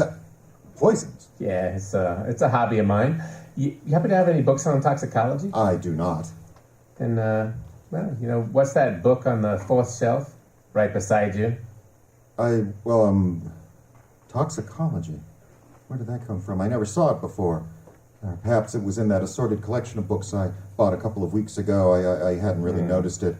Larry probably put them on the shelves. Mr. Malott, how long have you known Dorothy, your secretary? Oh, a little over 2 years. Did it ever occur to you that she might be, well, infatuated with you? What? Well, of all the... Now, see here. I don't know what you're up to, and I don't know how you got hold of my stationery to write that fake note. The notes are not fake, Malott. I'm only trying to find out what's back of it. Mr. Goodwin, there is nothing going on here that requires the services of a detective. And Dorothy is not in love with me. I didn't say she was. I only asked you if you thought she might be. Well, since this conversation seems to concern me, I suppose I'm at liberty to come in. Oh, so you're still up too, Miss Davis. Did you hear what this man said, Dorothy? Yes, I did, Mr. Malott. And I'd like to have a few words alone with Mr. Goodwin, if you don't mind. Mr. Goodwin, would you mind coming with me for a few minutes? No, not at all. And it's rather late, Mr. Malott. Don't you think you should retire for the evening? It is a heavy day tomorrow. Well, yes. Yes, I suppose I should. And please, don't let this upset you. Mr. Goodwin has been misinformed. I'll straighten him out. Come on, Mr. Goodwin. Come along. The bar is right across the hall. I'll fix you a nice, soothing drink. Yeah, that'll be nice. What would you like? In the way of drinks? Oh, well, some 7-Up. Really? Well, just sit down over here. Okay. Well, what do you want to talk about? Well, where did you get the idea that I was in love with Mr. Malott? Well, first, suppose you tell me whether you are in love with him. Yes, I am. But until a few minutes ago, he wasn't even aware of it. I worship him and his work, but I never wanted him to know because he's married. It would have caused trouble and I would have had to leave. And now he knows. Now that he knows, what'll happen? Well, I'm going to leave tonight. Now. I see. And since I don't own a car, Mr. Goodwin, I'm going to ask you to do me a very great favor. Mm-hmm. Will you run me into New York? I want to leave without a word. If I wait until morning, I'll have to explain to Mr. Malott, and that would be most embarrassing. Can you help me, Archie? Oh, so now it's Archie. You don't really mind, do you? No, I mean, I suppose I don't. I should, maybe. Don't you like your drink? I was just wondering what you put in it. What do you mean? What'd you dope it with? Why would I do that? Well, there might be several reasons. Maybe you wanted to knock me out and steal my car. There's nothing in that drink. Suppose you drink it then. Why? Yeah. Give it to me, I'll throw it out. You want another drink, fix it yourself. I'll have my things ready in 5 minutes. Are you going to take me? Certainly I'll take you. Are you sure you have to go tonight? I must go tonight. Mr. Wolf's always so right. I just wish I knew why. What? Just talking to myself. Dorothy, Larry, Jeffries, come upstairs. Why? What's happened? Call Dr. Hauser. Something terrible's happened to Ava.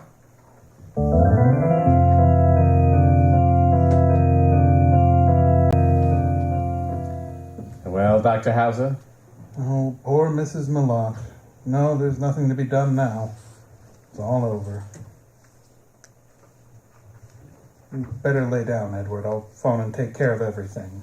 I'll be here if you need me. I just have to make out the certificate. Yes. Come along, Mr. Malott. Now, just a minute. You stay too, Larry, please. I don't want to make this any more unpleasant for you, but, Doctor, just what are you going to put on the certificate as the cause of death? Acute gastritis. Yeah. Well, now, is that what you've been treating her for? She'd had several attacks lately. I'd warned her to be cautious of her diet. Well, that was wise advice, too. Did you know about these attacks, Mr. Malott? Why, yes, I did. And you, Dorothy? Yes, I knew. And, you also knew, Larry? No. I mean, I knew she hadn't been feeling well. Well, now, how long had Mrs. Malott been suffering from insomnia? Oh, a year at least. I prescribed Nembutol.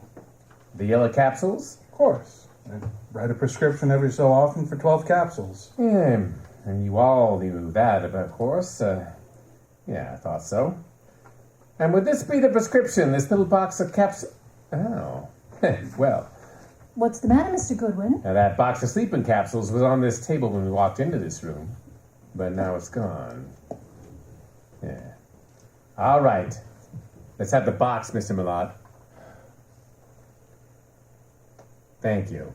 Now, why'd you pick it up? Because I didn't want the stigma of suicide on Ava's name, nor mine. Suicide? Yes, Ava had the prescription filled yesterday morning, 12 capsules. The dose is just one at bedtime. She took one last night. I glanced at the open box when I came into the room, and there were only 8 capsules left. I knew what had happened at once. She'd taken an overdose. 12 to start with, 1 taken last night. That means 3 have disappeared. Doctor, do you think 3 capsules will be sufficient to cause a death? Well, I doubt it very much. Yeah, well, so do I. Mrs. Malott didn't die from an overdose of sleeping capsules. She was poisoned. Poisoned? Are you crazy? By whom? By you. Or Dorothy, or Larry. No, I didn't do it. I didn't write those notes. What notes? Mrs. Malott received 3 notes threatening her life if she didn't leave this house. Each of you had a motive. So I'm sending this body to the coroner for an immediate autopsy. I won't permit it. The police will see to it. You have no choice.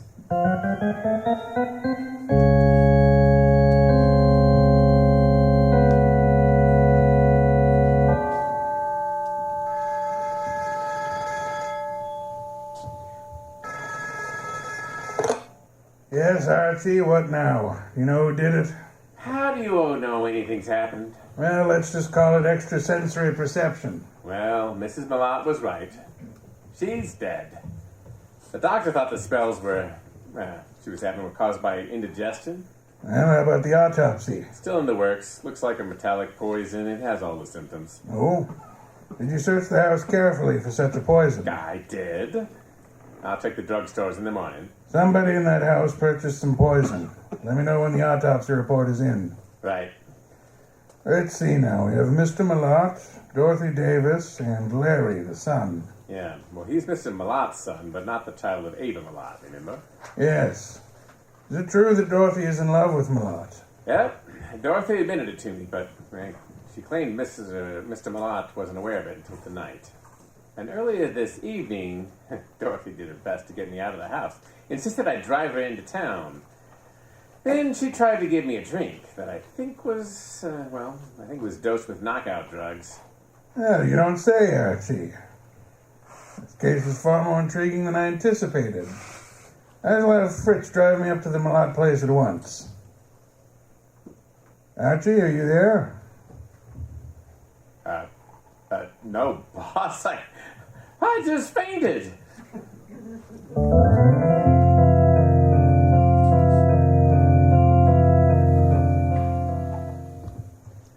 And that, Mr. Wolf, is the most of the story up till now. Very interesting. Yes, indeed. But it isn't true. I did not put anything into Mr. Goodwin's drink. Did you ask him to take you into town? Yes. And I might have been found in a ditch. That's ridiculous. Why did you attempt to have Mr. Goodwin take you to town? Because I felt it would be too embarrassing to remain until morning. Or maybe you'd already given Mother the big dose of poison and wanted Goodwin out of the way before it was discovered. Now, wait a minute. Go ahead, boss. Now, Mr. Malott, you claim that you knew nothing about Dorothy being in love with you. Should we believe that? You can believe it or not. So Dorothy had a motive to get rid of Mrs. Malott. Seems that Mr. Malott had one too. And so did Larry. What? You admitted to me that you didn't like your stepmother. And that you disliked Dorothy even more. I didn't say that. You said Dorothy was making a fool of your father. You resented the possibility of having to share your father's estate. You knew about the sleeping capsules, and you could have put poison in some of them. You could have written those threat notes, and by getting rid of your stepmother and placing the blame on Dorothy, you'd be getting rid of them both. I didn't write those notes. You were the only one who knew about them. I was not the only one. I saw Dorothy coming out of Mother's room. It was this afternoon. Mother was taken out during a sunbath. Dorothy did it. She's the one. Nah, I think you're the one. No, Dorothy wrote those notes. That's a lie. She probably slipped into Mother's room and wrote those notes on Mother's portable. What? Now wait a minute. Archie, come here. I've never heard such lies. I didn't do it. You can't send me to jail. I'll kill you first. Larry, put down that gun. Don't come near me. Any of you. Oh, you're such a fool, Larry. I'll shoot. I'll shoot. Give me that gun. Come on. Come on. Yeah,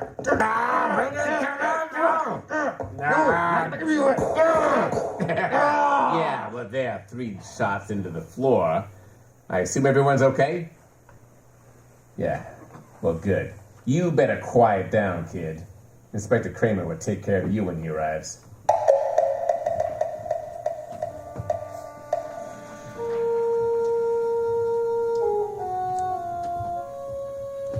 Well, Wolf, what goes on here? Where's Goodwin? I sent him upstairs, Inspector Kramer. Upstairs to Mrs. Malott's room to check on something. Ah, and there he is. What have you been doing, Goodwin? Now, this, Inspector, is the pièce de résistance. This little black box contains a typewriter. A portable, noiseless Remington. Mrs. Malott's typewriter. What? I didn't even know she had a typewriter. Larry knew she had one, and this is undoubtedly the very typewriter the threat notes were written on. All 3 of them. You were right, boss. I knew she had a typewriter, but I didn't write those notes. Pipe down. Goodwin, how do you know the notes were written on this typewriter? I've compared the type and the ribbon. They're both the same. The notes were written on this Remington. It was Dorothy. Larry, I don't believe a word you've been saying. Dorothy couldn't possibly be guilty of such a thing. If anyone's guilty, you yourself certainly have all the earmarks. Everybody's against me. Even my own father. But I'm innocent. I tell ya. Hold on, everybody. Let me get that. Hello? Oh, yeah, just a second. You better get this, boss. Wolf speaking. Yes, go ahead. Let's have it. Yes, he's here, but he won't mind. Yes, I see. You just finished. Oh, thank you. Goodbye. That was the police lab reporting that poison was found in the sleeping capsules. Also, the coroner completed the autopsy. Yeah, did they find poison in the body, too? That they did. The cause of death was acute arsenic poisoning, not drug overdose. Yeah, you were right again, boss. I'm going up to Mrs. Malot's room for a while. I want you to come with me.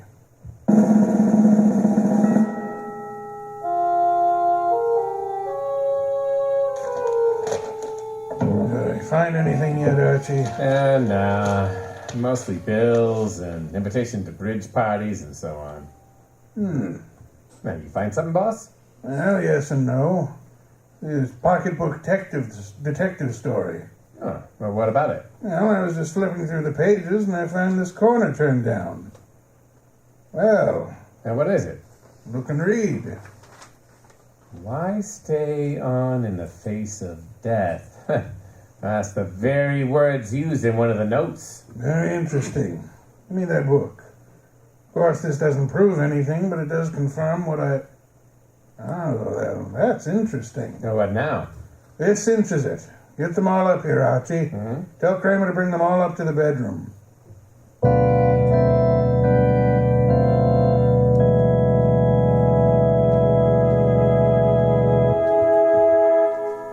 Well, Wolf, what now? As you all know, Mrs. Malott was poisoned by someone with an opportunity to put poison in her sleeping capsules. Someone in this very household. Yeah, but which one? The kid? I never bought any poison in my life. Be quiet, will you?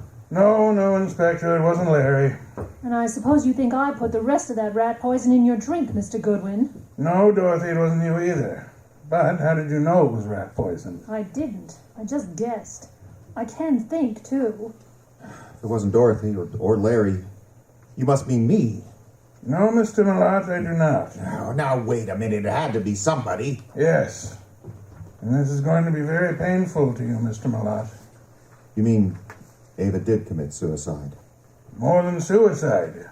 While she did poison herself, she did it in such a way that both you and Dorothy would look guilty of murder. I can't believe it. Show him that mystery novel, Archie. Yeah, here's the proof. Some of the threat notes are lifted verbatim from this novel. And here on the back cover. Isn't that not Mrs. Malott's handwriting? Yes. And this other note, the one she wrote to you, Mr. Wolf, composed in pencil before she typed it out on her machine. Now, Wolf, the note you received, was that the same typing as the threat notes? See for yourself, Inspector. Well, then why the dickens didn't Archie compare them right away? Well, just one of those things, Inspector. There are times when even a good detective is, shall we say, on the dull side.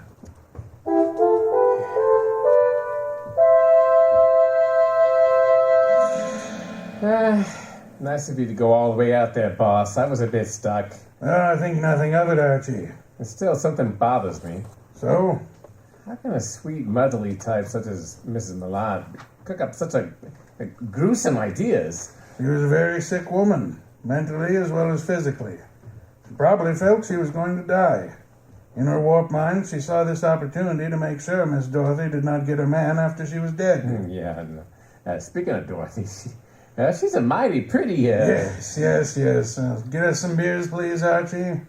And along that line, why didn't you suspect her if she attempted to drug you? Huh? Well, I mean... No, never mind the raised eyebrows. Just answer the question. There are certain rules a good detective always follows, some are in the book, others not. You mean there's nothing in the book that says a good detective shouldn't give several benefits of the doubt to an attractive brunette, even though she may be a murder suspect? Well, the author of that book could be none other than the incomparable Archie Goodwin.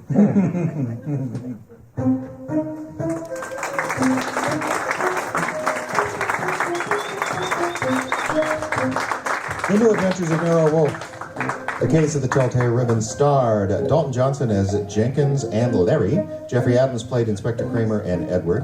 Ayla McIntosh was Dorothy. Scott Turner was Ada. Dalton Johnson, I said that, played Larry. Justin Caplow played Dr. Hauser Jeffries and Nero Wolfe. Big round of applause.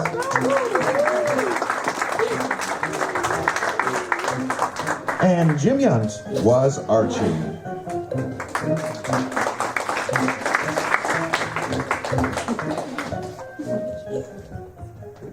Next on the Icebox Radio Theater, we've enjoyed the old, but now let's move on to the new. Jeffrey Adams was charged with coming up with a mystery set in the Northland that was also relatable to our local audience. And if rustic cabins and bickering families don't qualify, what does? So sit back, relax, and enjoy our final mystery of the evening, The Scream at the Shack.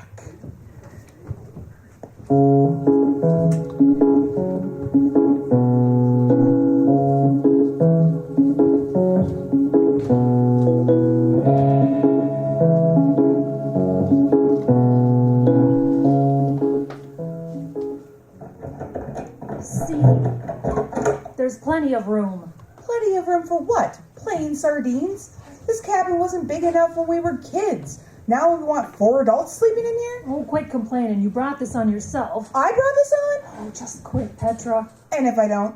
Well, then this weekend is going to be miserable. Funny. I thought that was the idea. Oh, could you just... Oh, bags heavy. Oh, God, put them anywhere. Oh, darling, don't try to carry everything at once. Your back. My back's fine. All right, we'll be fine. Maybe. Just give me a minute. Way to show off, Tarzan. Petra. Carol, sweetie, is this your hand lotion? I'm using some. Yes, don't use it all. And would you listen to me a second? I am listening. What? I just need you to focus this weekend. This is going to be tough enough without... God, your nails! I need to focus on? How did your fingernails get so dirty? Never mind. I'm here. I found a parking space. Well, amazing, considering we're in the woods and there's no other cars within 10 miles. You okay, Bob, buddy? You look beat. I'm fine.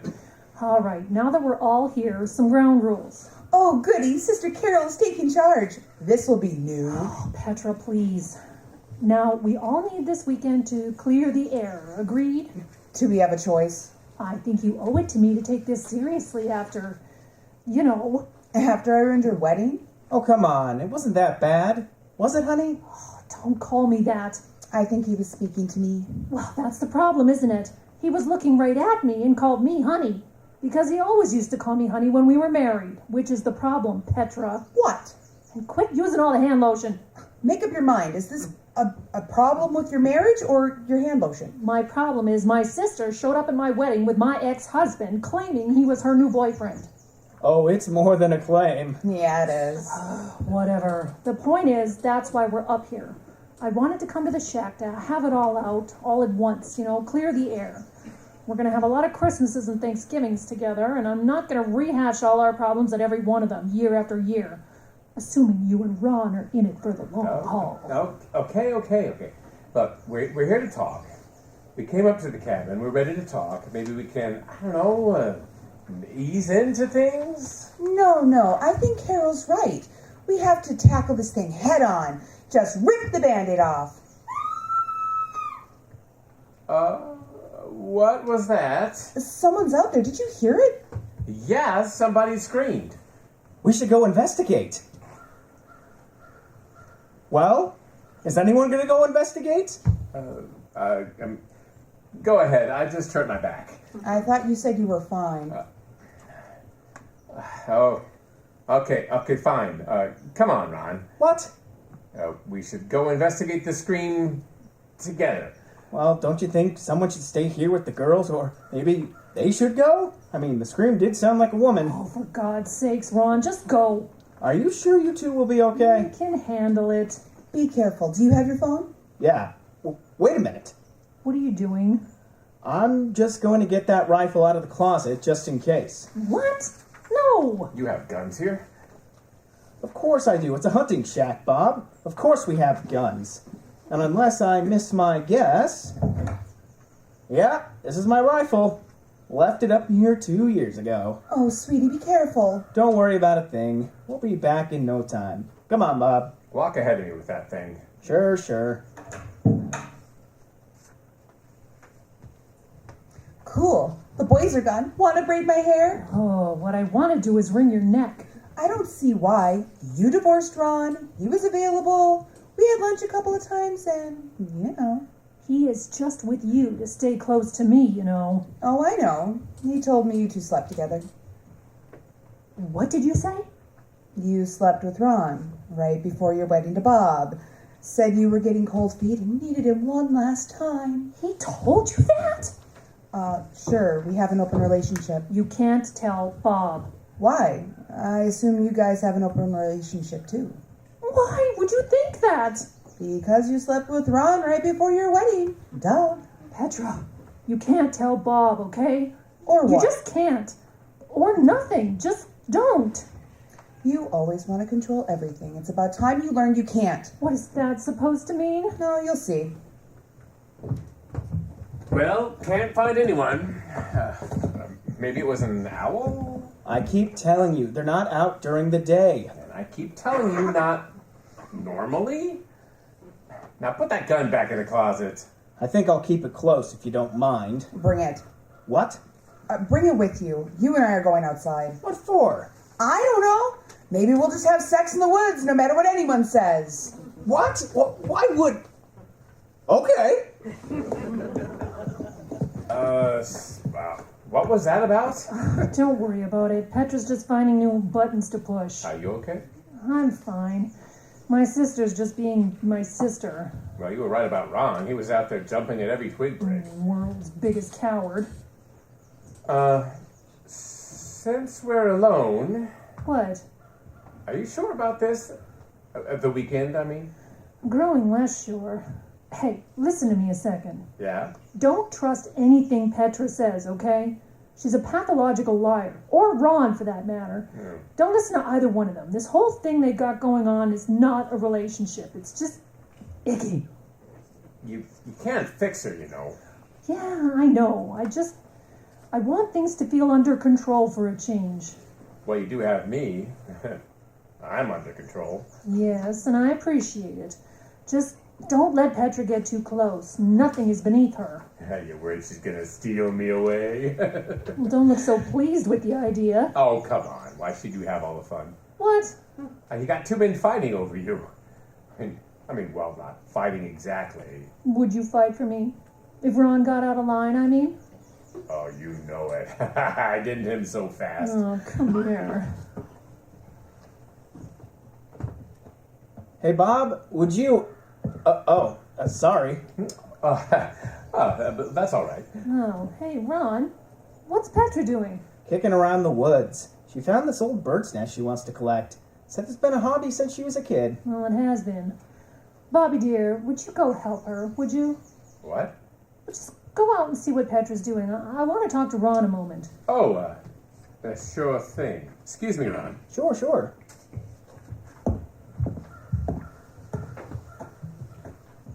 What? Why are you giving me that look? You told Petra? Told her what? You told Petra about our little indiscretion. Well, my indiscretion, your dream come true. You mean what we did? Of course. Why did you do that? I didn't. Ron. I didn't tell her, I swear. Well, then how the hell did she know? Come on. You know. No, I don't know. What are you talking about? If Bob slept with someone else and then came home, would you know? Well, of course I would. Oh, I see what you mean. Yeah, women always know. Must be a pheromone thing. Well, Bob can't find out. Whatever. Ron, I'm serious. Don't tell him. You owe me that much. Owe you? You signed the divorce papers. You committed to ending it. You can't keep hanging around like this. It's not going to get you anywhere, and it's wrong for my sister. Not going to get me anywhere, huh? Didn't look that way the week of your wedding. That was a moment of weakness. Right. I'm your weakness. Ron, please. Please what? You don't want Bob to know we slept together. Maybe I feel like telling him. This weekend is about clearing the air, right? You do that, and so help me, I will destroy you. Destroy me? You mean like Kill? Okay, here's the rifle. Well, take it. Go ahead. I dare you. Carol, go see to your man. He's hurt himself again. Right. I'll leave you to yours. You have plenty of to talk about. What? Tighten the leash, huh? For all our sakes. What did she mean by that? What? I should tighten your leash? What did she mean by that? Were you messing around in here? I never know what Carol means. Never have known. Look at me. Now swear you'll never sleep with my sister again. I thought you said you were okay with it. Well, I changed my mind. Okay, sure. You and I are together now, baby. Is that what you want to hear? If I find out you've slept with her, you and I are over. Where did this come from? No, I mean seriously over. Like, you won't be able to walk when I'm done with you. You're sexy when you make threats. You know that? I'm serious. She threatened to kill me too, you know. And I think her threat was scarier. You don't know the half of it. Oh, yeah? Yeah. What about the scream? What about it? The scream. Remember we heard a woman scream in the woods? Like, what'd you and Bob find? What does that have to do with anything? Well, I don't know. And that's the point. Carol ordered us all up to this shack, supposedly so we can have a group therapy session. Then there's a scream in the woods. And what does it mean? I'll bite. What does it mean? We used to play in these woods when we were kids. There's all kinds of ways to get into trouble out there. Dead branches to fall on, hillsides to slide down accidentally. It's spring and I bet the creek is pretty high and fast. Maybe she brought us up here for a reason. To murder us? That's crazy. So was sleeping with your ex a week before your wedding. Remember what I said. Ron, you're up. I'm what? Carol is still fuming out there. Go out and apologize. For what? Doesn't matter. Just go. This weekend is going to be stressful enough without extra drama. She's down by the creek. Fine.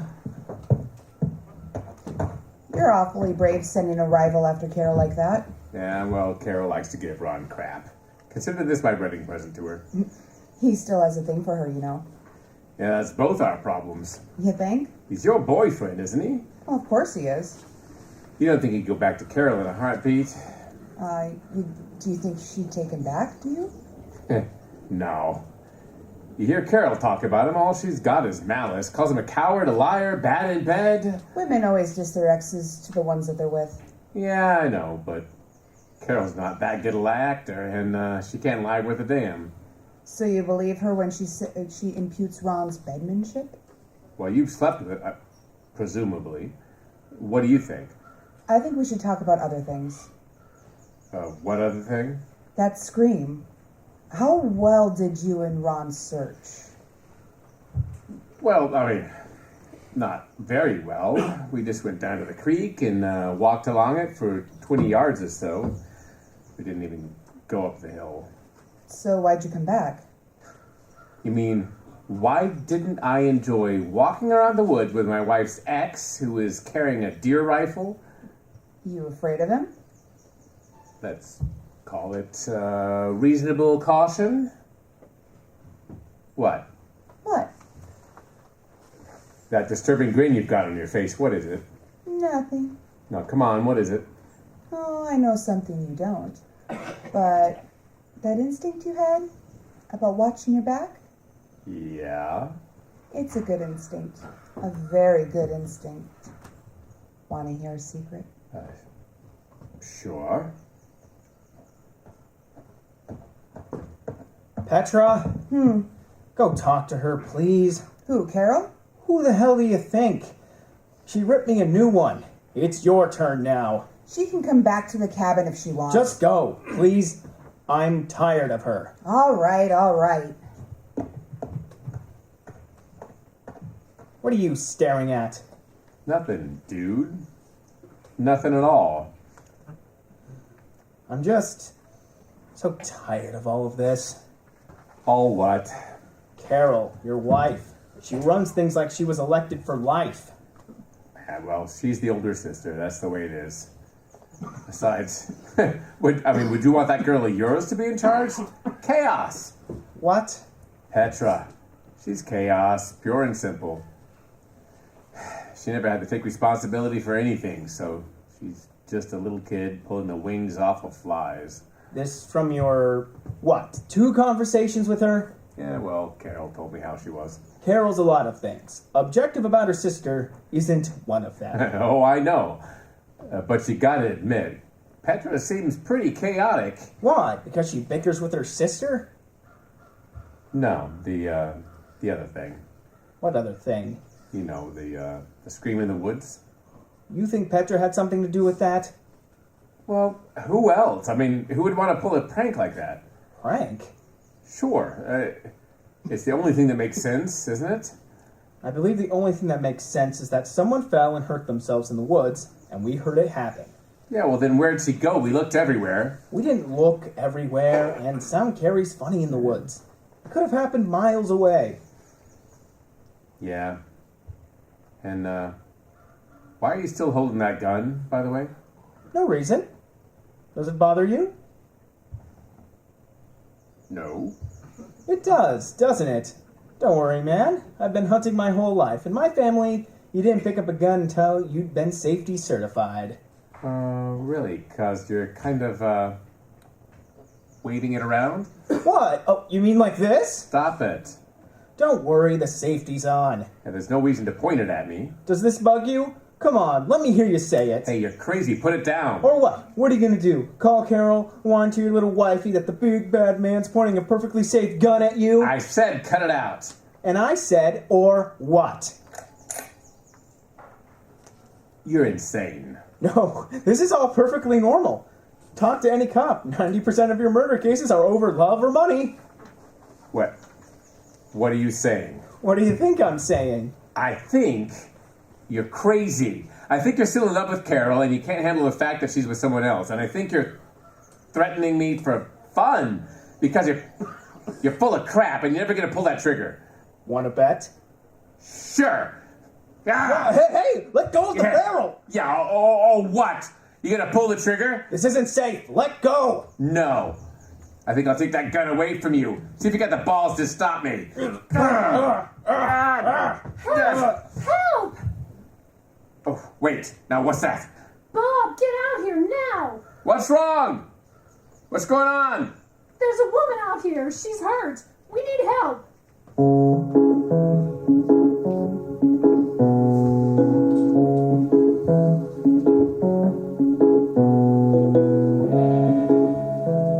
Okay, Bob's coming. What does he say? I don't know, dummy. He's not here yet. Okay, thank you, officer. Look, hey guys, cop says we have to stay put. He needs our statements. Who is that woman? He thinks she's just a hiker, fell down a hole and broke her ankle? Then what does he need our statements for? How the hell should I know? Hello, folks. My name's Oates. I'm from the sheriff's office, and I need to ask you a few questions. Who was that woman? I'll ask the questions if it's all the same. Now, who are you? Robert Hansen. Vacationing here from the city, are you? This is my wife's cabin. I'm the wife. Carol. My name is Carol. It's my family cabin. Uh-huh. And, you two? Who? Us? See anybody else in the room? I just, I didn't understand. We're together. Congratulations. Now, who are you? Right. That's funny. Ron Dietz. Dietz? Yes, my name is Dietz. D-E-E-T-S. It's Welsh. I doubt that. You? That's my sister, Petra. I can answer for myself. Well, you've been sitting there silent all this time. It's unnerving. Sorry, Petra Sheldon. And you folks are up here all together.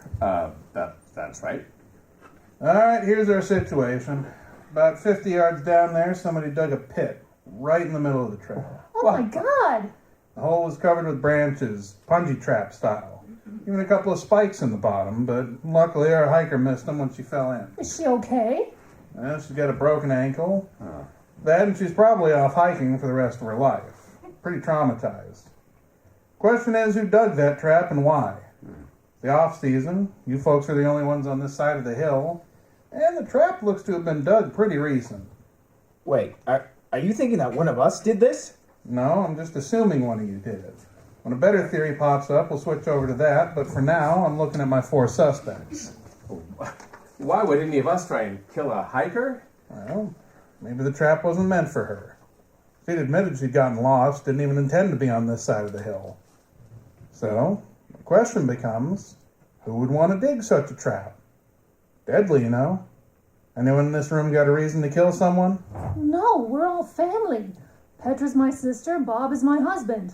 And, what's his name over there? He's, My boyfriend and Carol's ex-husband. Petra. Well, it's true, isn't it? Ex-husband, you say? You're dating your sister's ex. Doesn't matter. We all get along fine.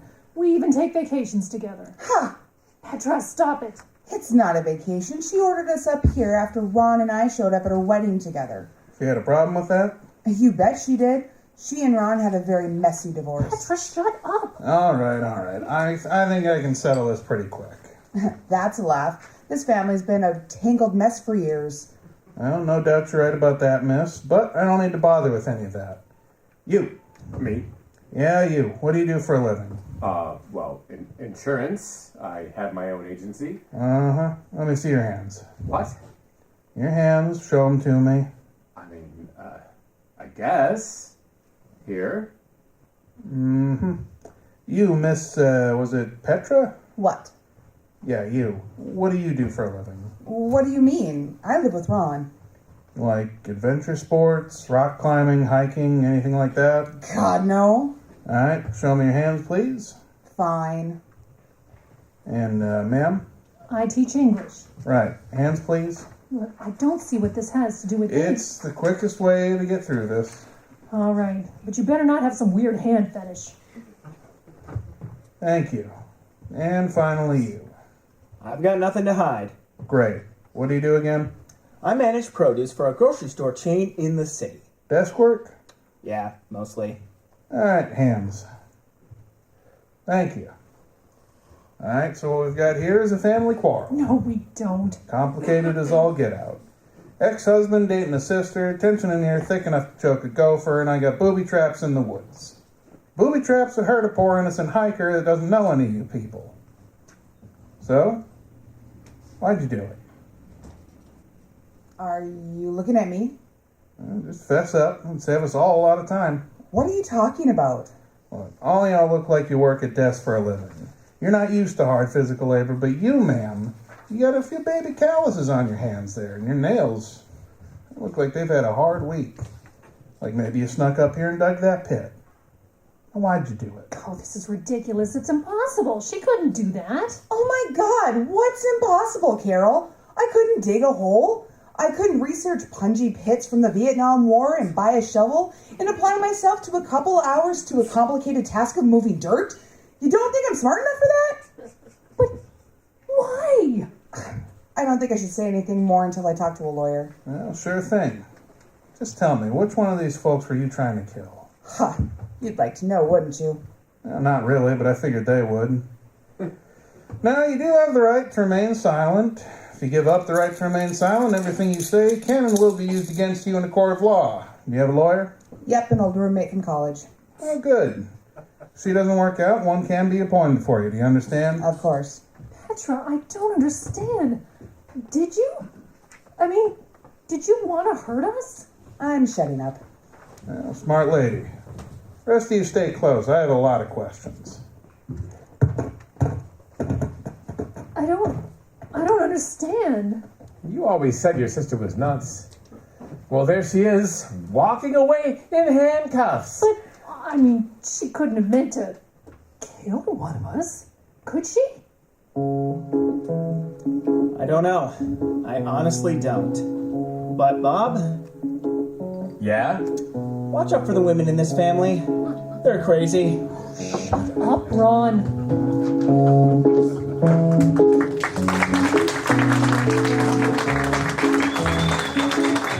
Scream at the Shack was written by Jeffrey Adams. Ayla McIntosh was Carol. Jim Yunt was Bob. Scott Turner played Petra. Dalton Johnson was Ron. And Deputy Oates was played by Justin Kaplan.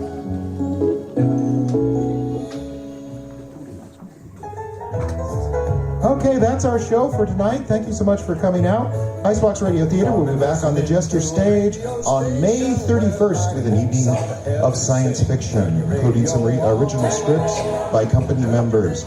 If you're listening online, we're going to return you to our regularly scheduled programming in just a moment. And if you're here in the Salty Jester, the after party is just about to begin. You've been listening to the Icebox Radio Theater live from International Falls, Minnesota. Good night.